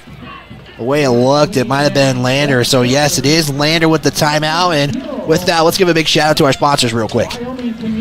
This broadcast is brought to you by Perfect Power, Porter's Mountain View Supply, Wyoming 4x4, Reddit and Kane Associates, Wyoming Catholic College, Myers Gambles, Bailey's Enterprise, Sutherland's, Baldwin Creek Rentals, State Farm Agent Justice Jacobs, Mama's Kitchen, Northside Auto Body Shop, Buckle Up for Life Wyoming, Elevate Rehab, Edward Jones Financial Advisor John P. Shade, Fremont Chevy, Central Bank and Trust, and Eyes on Fremont.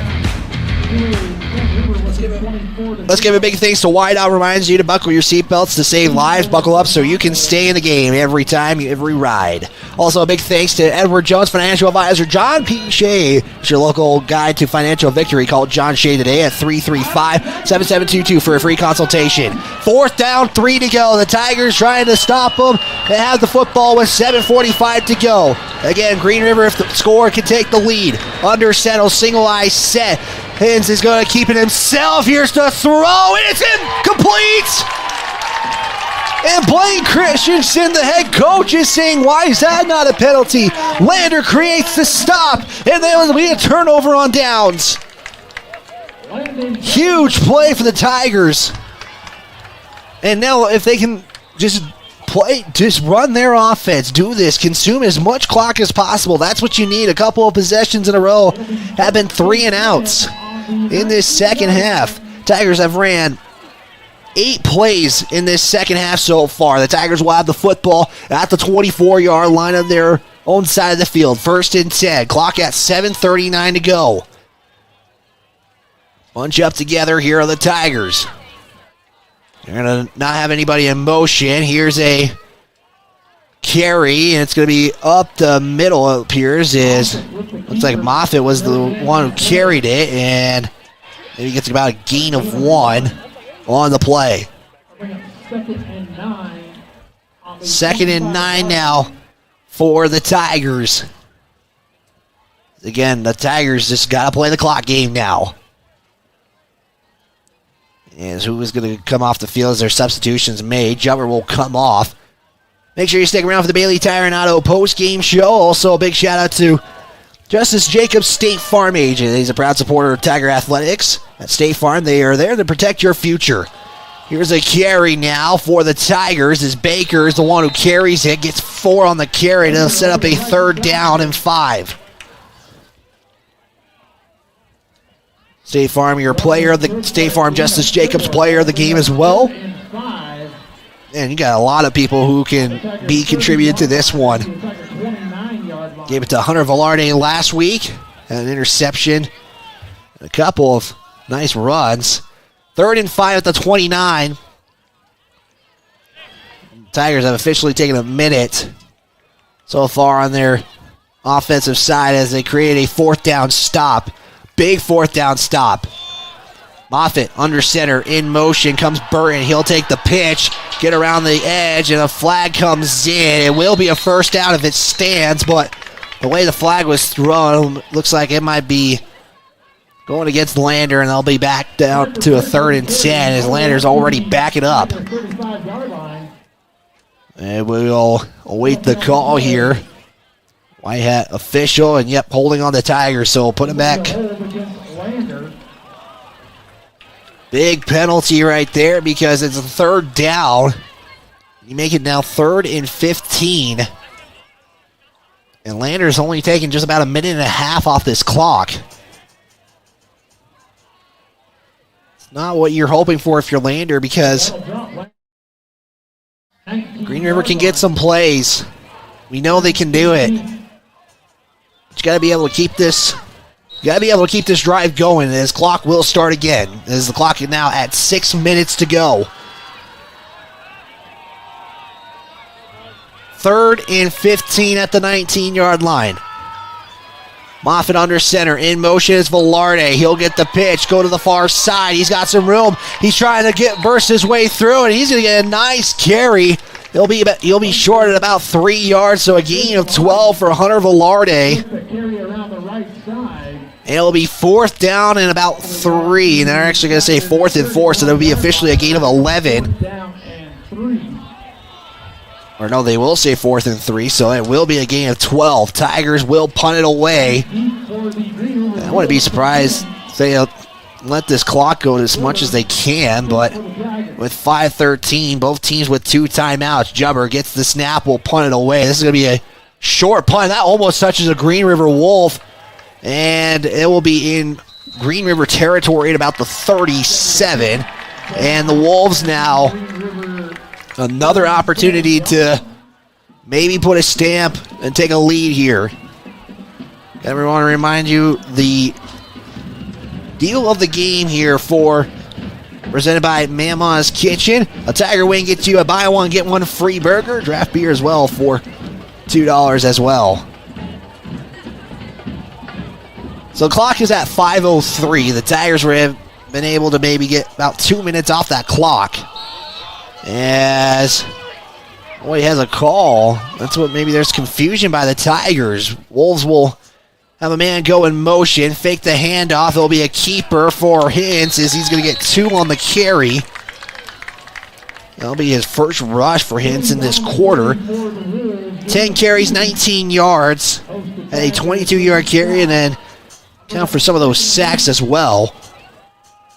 In the air for Hintz, he's 7 of 12 for 49 yards. So They get the completion. It's just not the yardage that you maybe would hope for if you're Green River. But both teams still looking for their first wins. Clock now at 4:30.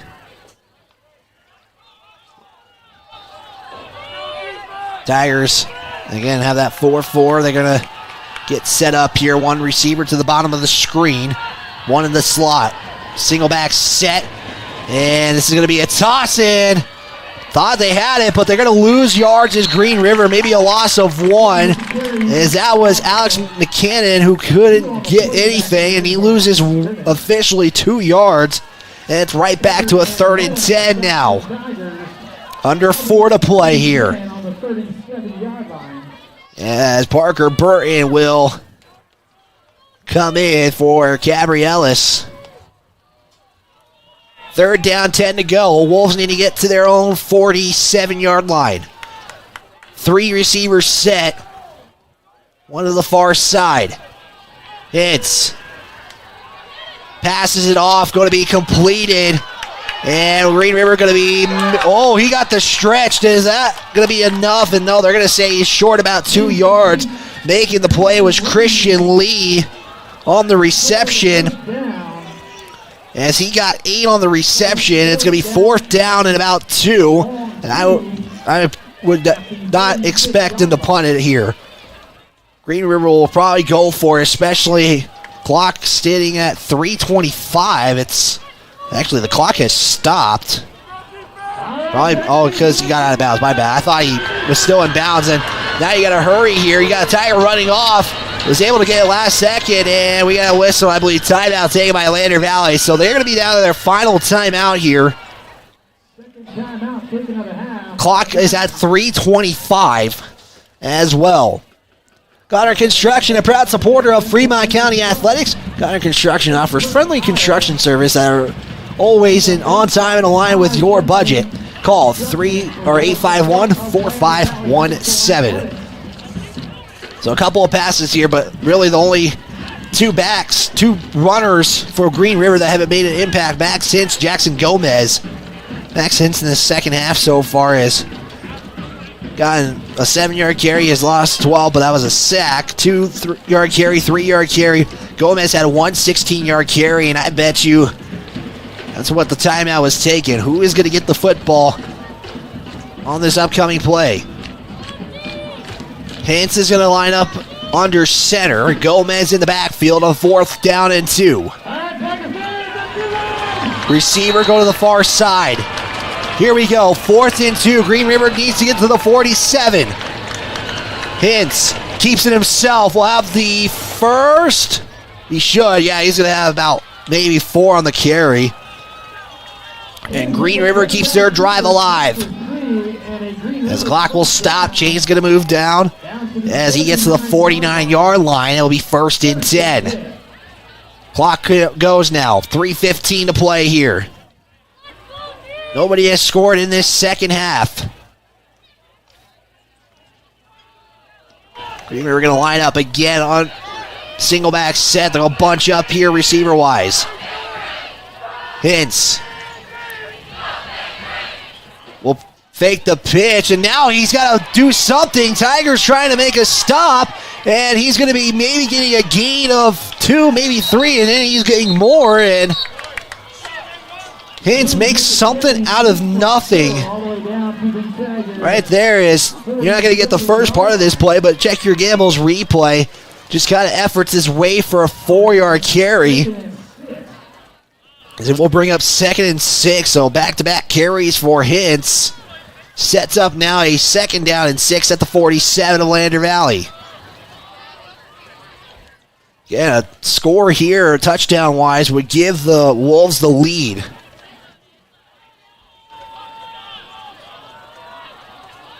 Clock at 2:46 as Hintz ran out of bounds. 3 receiver sets. Hintz in the gun. Receiver to the bottom of the screen is Lee.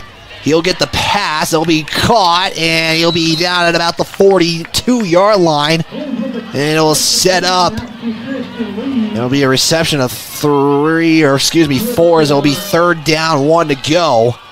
As Lee has kind of got himself into the game receiving-wise. 3 receptions, 14 yards. Now the Wolves will put 3 receivers again to the top of the screen. Lee by himself. Snap. Roll out to the left. Here's the throw as it's going to be caught by McCannon as Jubber makes the play, and then Jubber falls down hard and nothing comes out of it. It looked like he might have got tripped, but it's going to be a first down after a reception of 6. So McCannon, a couple of big receiving plays here.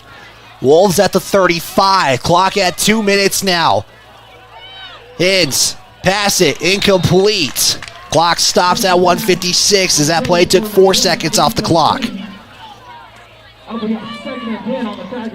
So the clock stops. That favors Green River. If you're Lander, you don't like that, but you got the stop, and now it will be 2nd and 10. Lander, 1 timeout. Green River with 2. So has the timeouts to work with here. Green River going to line in the gun again. 2 receivers to each side. Lee at the bottom of this screen, who's kind of gotten into the game as of late. Snap. Throw is deflected, but a flag comes in. I believe you're going to get Lander on the pass interference. There was a couple of defenders for Lander, and I think Barrett Moffitt is trying to make his case that doesn't know what he did, and Moffitt is upset. That's a tough one for Lander, and that will bring Green River even closer. So we will await the call. Green River is waiting. Yep, there's the flag, and Lander fans, you hear them, they're not happy. Green River at the 20 now after a 15. That's the 9th penalty by Lander. That was a costly one. 1:51 to go. Green River at the Lander 20. Single back set, toss to Gomez. Goes to the far side and will get out of bounds. Takes 5 seconds off the clock after a 5-yard carry. Good for 6 on the game. Green River again, 2 timeouts, so the out of bounds helps them out here as it preserves the timeout. Lander's got 1 though, so that's the tough one. You have to use at the right time here. 2nd and 5, as that was a 5-yard carry by Gomez. At the 15. Single back set. Wolves will bunch up. They'll have 3 receivers to the far side. Lee gonna now spread out here as Green River gonna call a timeout and use one of their timeouts with the clock stopped. So that's gonna be a big timeout. So you gotta see what Green River might dial up here. We'll step aside. 30-second timeout. We'll be back right after this.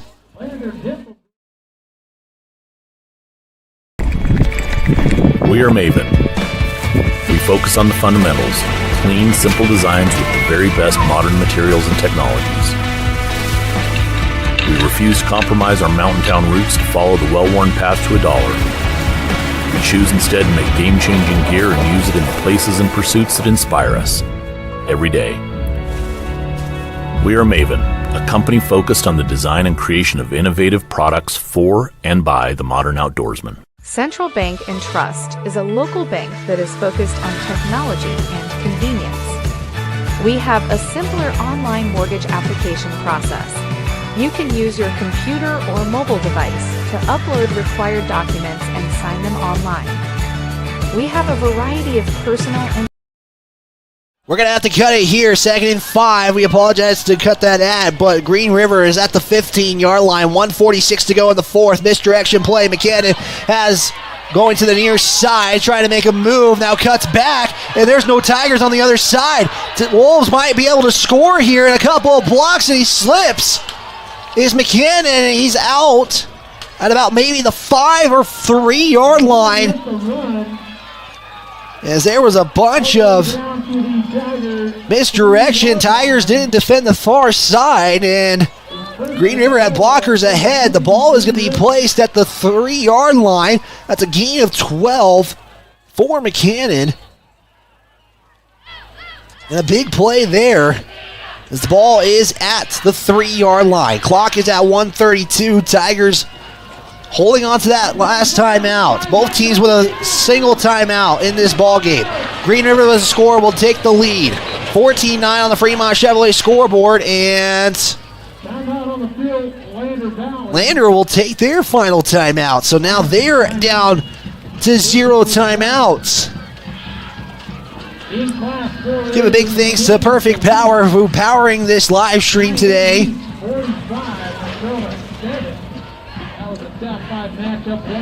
As right now it is Lander trying to defensively hold the Wolves, but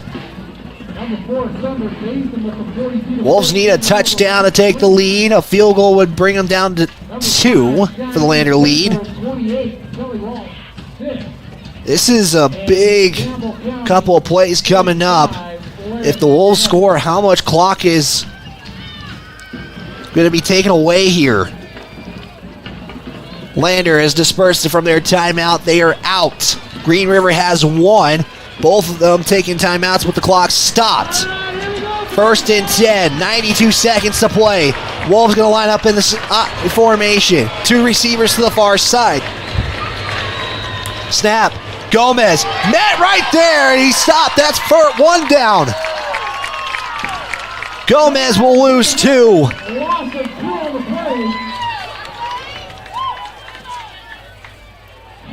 As the Tigers will have this clock tick. And you're going to wonder if that timeout now going to affect them later on down the road. We are under a minute. The Tigers are trying to play for the stop.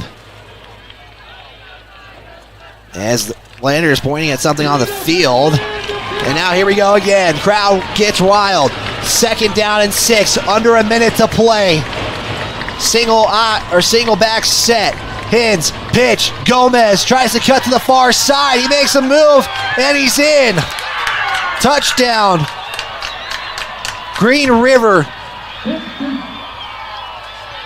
And the Wolves have a 1-point lead. And we'll see what Green River elects to do. Do they go for the 2 or just take the 1? As Hollinshead is warming up here on the sideline. This might be the scenario where Hollinshead will have to come in. And Green River just going to elect to take the 1. And we got a whistle on the play, and Green River has taken their final timeout. So both teams out of timeouts. It'll be 43 seconds on the clock with Lander when Lander gets the football. Green River going to elect to take the extra point. And this is going to be big. Again, Tigers took the timeout. There must have been something defensively they didn't like. And now you're going to wonder how potentially costly that timeout is going to be. Lander had a good stop, and then Gomez getting the pitch outside for a 3-yard score, or for a 4-yard score. And the Wolves get a big score and now a lead. Wolves going to go for the 2 now. Make this a field goal game.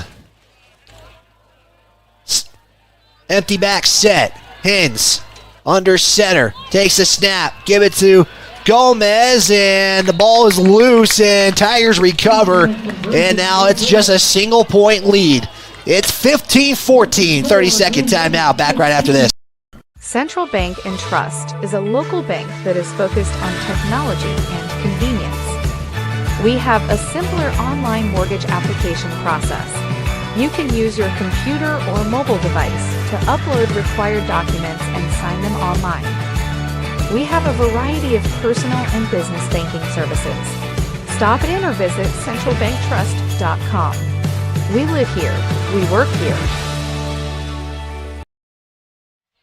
15-14, the Wolves score on a 5-yard touchdown run by Gomez. That gives the Wolves a 15-14 lead. A score with 43 seconds left in the contest. Lander going to have a miracle happen here. If they are not a miracle, but they need a miracle drive to win this ball game here. And we'll see how the Tigers attack this. Last 43 seconds is Green River's lining up on the Lander sideline. You got to be careful, too, of a potential, onside kick and a surprise onside kick.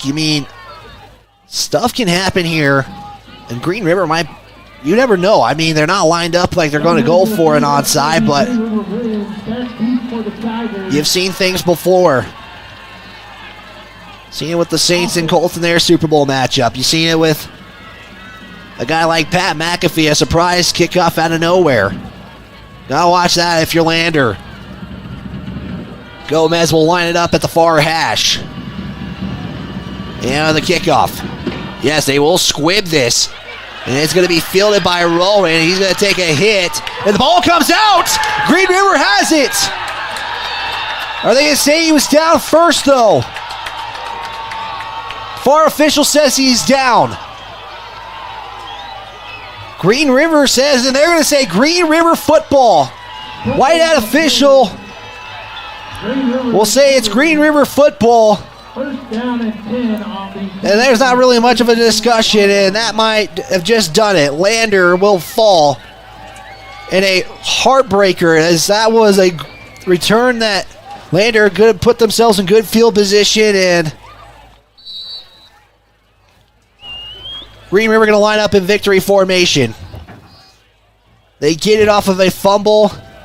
The knee is down. Tigers don't have a timeout. And Green River will improve to 1-1, break a 4-game losing streak against the Tigers. Their second road win since 2018 comes against the Tigers, and they break it. A 4-game winning streak. The Tigers will start the year 0-2. We will have a post-game show coming up here. You're tuned in to Tigers football on County 10. Tires, tires, and more tires. Bailey Tire and Auto Service offers a huge selection, great prices, and fantastic service. Oh, yeah. Hi, this is Haley. With over 13,000 tires to choose, Bailey has tires for your ATV, farm implement, car, truck, trailer, semi, lawnmower, wheelbarrow, you name it. If it has a tire, Bailey Tire and Auto Service can fix it or replace it. Bailey Tire and Auto Service is your one-stop complete tire and service shop. Just remember, with Bailey's, there's no tricks, just tires. Baldwin Creek Rental Service in Lander is a proud supporter of sports and athletics here in Fremont County. Baldwin Creek Rental Center understands how expensive specific equipment can be, especially if it is for a one-time use or event. That is why they offer tools, equipment, and party supply rentals. For many years, Baldwin Creek has provided services to clients in Lander and the surrounding areas. From lawn and garden projects to graduation parties, they have the right equipment for you. Baldwin Creek Rental Centers, 675 Baldwin Creek Road in Lander.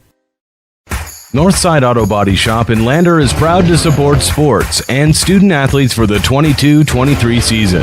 Northside Auto Body is a staple in the Lander community and is primarily engaged in automotive body, paint, and interior repair and maintenance. If you hit a deer or have a vehicle accident, Northside will get your repairs handled and accept all forms of insurance. Hobby and the crew got you covered at Northside Auto Body Shop, 323 North 2nd Street, Lander. Tires, tires, and more tires. Bailey Tire and Auto Service offers a huge selection, great prices, and fantastic service. Oh, yeah. Hi, this is Haley. With over 13,000 tires to choose, Bailey has tires for your ATV, farm implement, car, truck, trailer, semi, lawnmower, wheelbarrow, you name it. If it has a tire, Bailey Tire and Auto Service can fix it or replace it. Bailey Tire and Auto Service is your one-stop complete tire and service shop. Just remember, with Bailey's, there's no tricks, just tires. Baldwin Creek Rental Service in Lander is a proud supporter of sports and athletics here in Fremont County. Baldwin Creek Rental Center understands how expensive specific equipment can be, especially if it is for a one-time use or event. That is why they offer tools, equipment, and party supply rentals. For many years, Baldwin Creek has provided services to clients in Lander and the surrounding areas. From lawn and garden projects to graduation parties, they have the right equipment for you. Baldwin Creek Rental Centers, 675 Baldwin Creek Road in Lander. Northside Auto Body Shop in Lander is proud to support sports and student athletes for the 22-23 season. Northside Auto Body is a staple in the Lander community and is primarily engaged in automotive body, paint, and interior repair and maintenance. If you hit a deer or have a vehicle accident, Northside will get your repairs handled and accept all forms of insurance. Javi and the crew got you covered at Northside Auto Body Shop, 323 North 2nd Street, Lander. Tires, and more tires. Bailey. Porter's Mountain View Supply, your local experts in fire and water. We got everything you need for new installs to accessories, and don't forget our great selection of stoves, grills, and spas. We've been serving Wyoming for over 40 years, so you know you can trust us for quality products and expert service. Visit portersmbs.com or stop by our Riverton or Casper locations today. Porter's Mountain View Supply, located on 750 East Sunset Drive in Riverton. At Eyes on Fremont, we know that good vision is about more than just seeing clearly. That's why we're dedicated to providing expert eye care for the whole family. From children's exams to contacts, LASIK to glaucoma treatment, we're here to help. We accept most insurance plans, and our experienced team will make sure you feel right at home. Schedule an appointment today at 111 South Broadway in Riverton, or give us a call at 307-856-9000. Visit WyomingEyes.net to learn more. How many letters? 5 letters. Just think about, what am I doing right now? Smile. Smile? Uh-huh. This is so easy.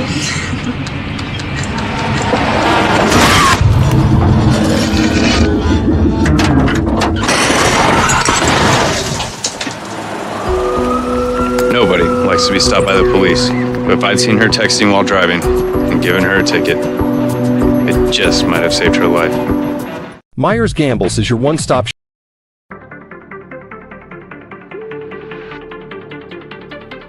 This is the Bailey Tire and Auto postgame show on the County 10 Sports Network.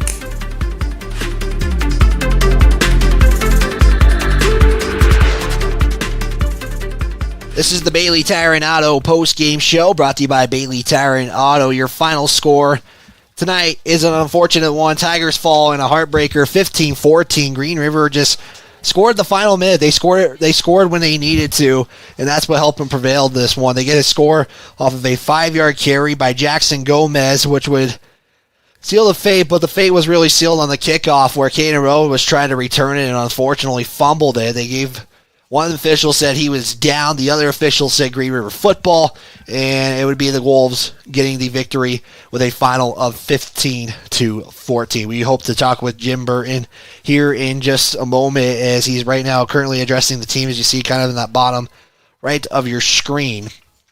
In this one, let's take a look at how the scoring happened. It would be in the second quarter on the very first play. Jackson Gomez would score a 15-yard touchdown run on the very first play of the second quarter. Later would score 2 touchdowns in that second quarter, courtesy of a 4-yard touchdown by Braden Baker on the counter. And then you had Bodie Moffitt on the 15-yard touchdown with the under 2 minutes to go in that one. Nobody scored in the third quarter. It'd be the fourth quarter with under a minute to go, like I mentioned, where it'd be Jackson Gomez, 4-yard touchdown run. They would not get the 2-point conversion, and that set up a chance for Lander to maybe drive down the field. We don't know the range of whoever is kicking, at least the big field goal ones for Lander, so we don't know what the range is. We don't know what that looks like yet until later on. And again, this is just a tough one for the Tigers, and but you played a competitive game. You played a close game. You played how you hoped to have played, and sometimes they kind of shot themselves in the foot where they had a good play. Braden Baker had a good run, and then it would be fumbled, and then you had a couple of nice plays, and they were called back because of penalties. I mean, it just kind of hurt everybody in a certain way for the Tigers, and that, unfortunately, that just became one of the scenarios that happened today. So with that, we're going to step aside for a timeout. Jim Burton's making his way up. We'll be back right after this. Selection of furniture for your living room, bedroom, and dining room. Plus, we have the latest trends in home furnishings. Our mattresses are comfortable and affordable, and our appliances are built to last. Whether you're looking for a new TV, sofa, or refrigerator, we have the perfect finish, style, and function for your home.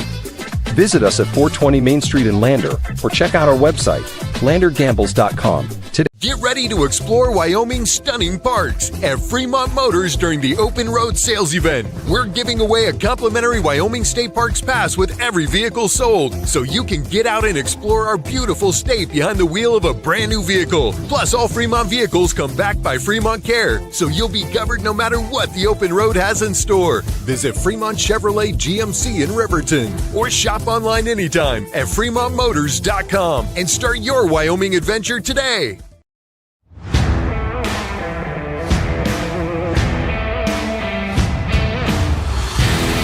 We continue our Bailey Tire and Auto postgame show on the County 10 Sports Network.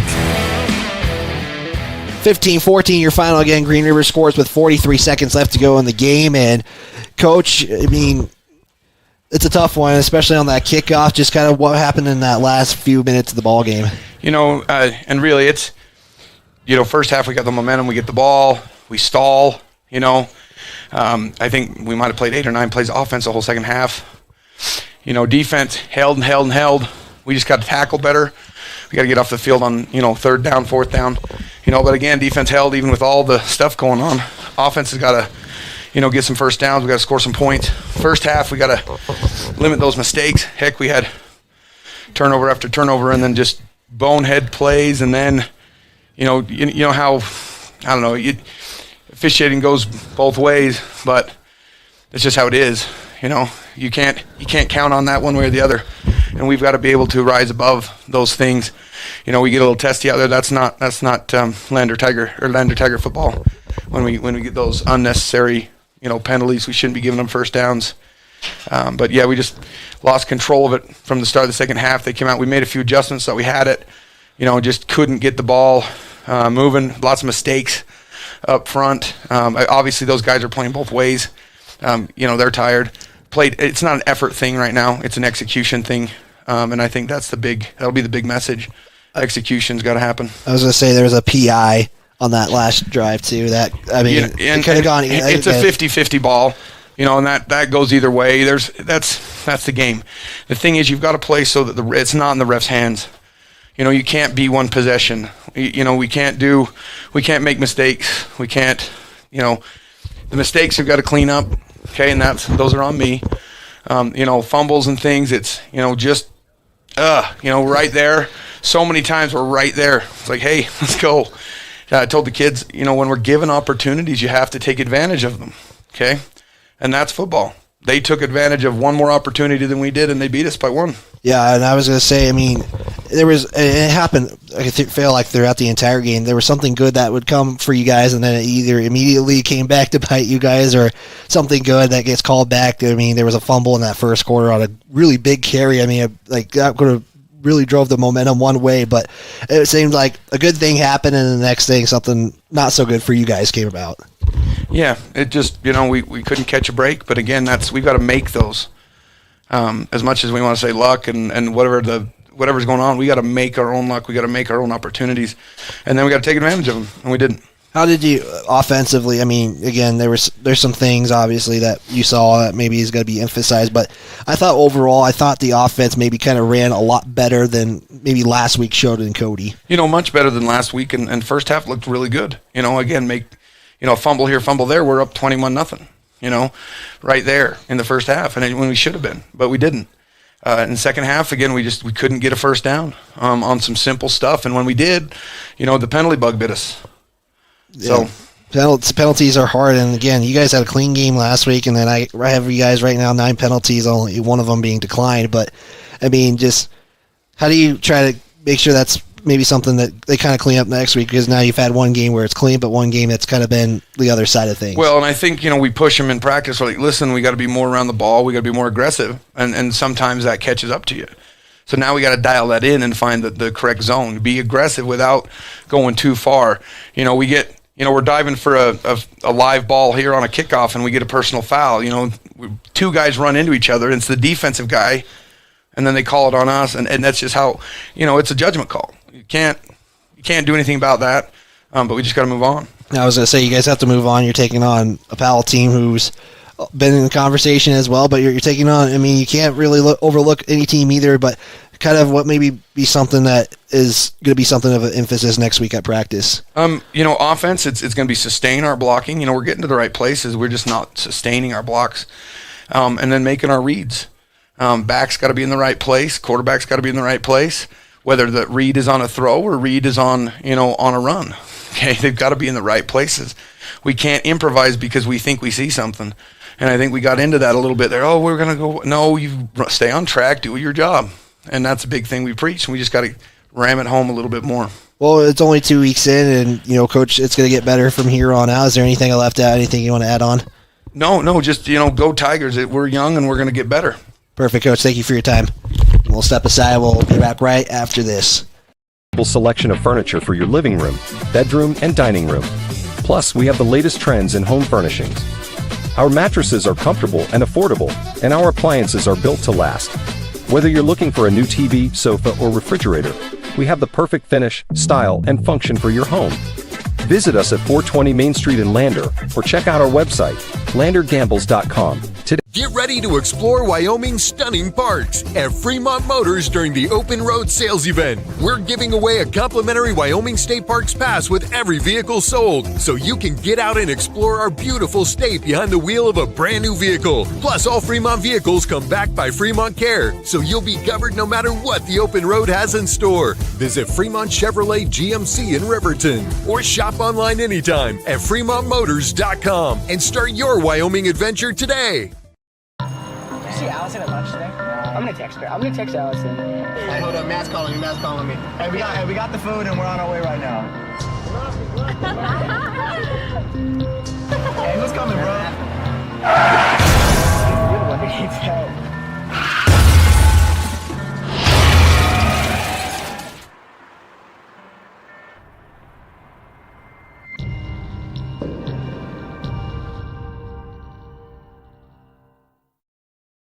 If you're looking for an upgrade to your vehicle, Wyoming 4x4 is the place to go for all your upgrade needs. From lift kits to bumpers, grill guards to bed liners, we've got everything you need to take your ride to the next level. We use top brands for our bumpers like Fab 4s, Ranch Hand, and Road and more.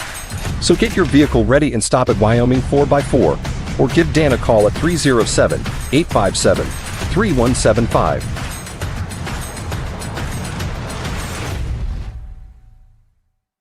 Wyoming Catholic College is a unique institution that offers an immersion in the Western tradition, the beauty and challenges of the wilderness, and the treasures of the Catholic spiritual heritage. Our mission is to provide a unique educational experience that nurtures the body, mind, and spirit. We are proud of our alumni success stories and the learning opportunities we offer through our academic outreach programs. Come and explore our campus in Lander, Wyoming. Make your home improvement projects a breeze with Sutherland's, your home improvement experts. Always the right products at the right price. For every project, every day. You can shop and pay online at Sutherlands.com, and we'll get it ready for easy in-store pickup. With the tools and the know-how, you can count on Sutherlands for any job. With over 30,000 items in stock, make your first stop at Sutherland's Home Improvement in Casper and Riverton. This guy was driving way over the speed limit. Look at the damage. This guy was going a lot over the speed limit. Look at the damage. This guy was going a little over the speed limit. Look at the damage. Redden, Kane, and Associates. We continue our Bailey Tire and Auto. Again, a big shout out to Jim Burton, who is willing to come up, and especially after a tough game like that, you have the game, and again, there's a couple of you can question some calls too, but again, it's a game of officials, and sometimes games go 50-50. I'm not saying game of officials, but officials having to make calls that are tough. I mean, it's hard to be an official, and that's something that. It's hard. You can't be mad at the officials. They're just doing what they can see on the field. They're calling what they see, and that's just that's part of the game. It's part of football, and Tigers doing what they can throughout the game, and, we got to give a player a game, and, defensively, I always look at offensive stats, but I thought somebody who made some good plays defensively was Jackson Conder, who came in and made a couple of nice, good stops. He made some good plays. I think he will be credited for our Justice Jacobs State Farm Player of the Game for tonight's contest for the Lander Tigers. Again, they fall with a final of 15-14. Let's take a look at some final numbers for the Green River Wolves to start. The Wolves would have just over 225 total offensive yards. In the passing game, it'd be Max Hintz 10 of 16 for 67 yards. Jackson Gomez, 20 carries for 121 yards, so was limited to about 20 yards in that second half total in the contest. Max Hintz would go 12 of 27 yards, and then you had Mackinson, who would go 2 of 10 on the day. And on the receiving side of things, it would be Aiden Ruse, 2 of 22. You had McCannon, 2 of 16. You had Lee, 3 of 14 receptions. You had Dax Taylor, 1 of 7. And Gomez would go 2 of 8. Take a look at the Tigers. It would be Bodie Moffitt, who would go 2 of 3, 1 interception for 24 yards. You had Moffitt, who would go rushing 8 of 22. Leading rusher would be Braden Baker, it'd be Caden Rowan, 6 carries, 47 yards. Baker would go 13 of 38. Bodie Moffitt again, 8 of 22. Parker Burton, 3 of 24. He took a couple of nice advantages there when he had the chance to run the ball. Hollinshead would go 1 of 13. And Velarde would go 3 of 25. Bryce Mason would get the 2 receptions in the contest, 2 of 24 receiving in the contest, as that's the look at the individual stats of the game, and taking a look at some final numbers here stat-wise. We don't have a graphic, unfortunately. Let's hope we can maybe get the stat here. And total plays ran for the Green River Wolves would be 51. The Tigers, like Jim Burton said, they ran probably 8 plays in that second half total. Not many rushing plays in the contest. They would go a total of 37 plays. 34 of those would be rushing plays, 3 again in the air. Green River would go 35 rushing plays, 16 passing plays in the air for 51 total plays. 158 rushing for the Wolves compared to 169 for the Lander Tigers. 24 yards passing for the Tigers to 67 of the passing yards for the Green River Wolves. Tigers average about 5.2 yards per play. Green River 4.4 yards per play. Tigers, again, they penalty-wise kind of hurt them today. 8 of 25 yards, or 8 of 85 yards penalty-wise. The Wolves 6 penalties for 45 yards in the contest. As, again, the tough loss here for the Lander Tigers. Tigers would have 7 plays defensively caused Green River Wolves lost. Green River would have 5 plays against the Tigers for a loss in the contest. Up next for Lander Valley, they will be home again for their second home game of the season. They will battle the Powell Panthers at a 6 o'clock kickoff. We'll have the call right here on KOVE 1330 AM, 107.7 FM, and online at county10.com. I want to thank Jared, for his help today for the camera work, and giving him a big shout out because he helped me get the camera going for today's contest. He did a great job making that happen.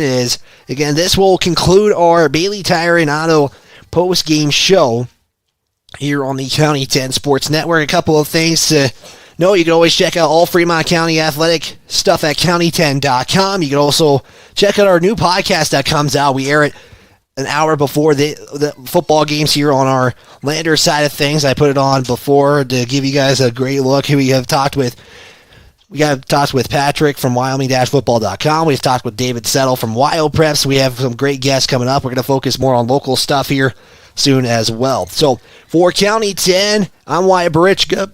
This has been a presentation of Lander Valley football on the County 10 Sports Network. This broadcast is brought to you by Perfect Power, Porter's Mountain View Supply, Wyoming 4x4, Redden and Kane Associates, Wyoming Catholic College, Myers Gambles, Bailey's Enterprise, Sutherland's, Baldwin Creek Rentals, State Farm Agent Justice Jacobs, Mama's Kitchen, Northside Auto Body Shop, Buckle Up for Life Wyoming, Elevate Rehab, Edward Jones Financial Advisor John P. Shade, Fremont Chevy, Central Bank and Trust, and Eyes on Fremont.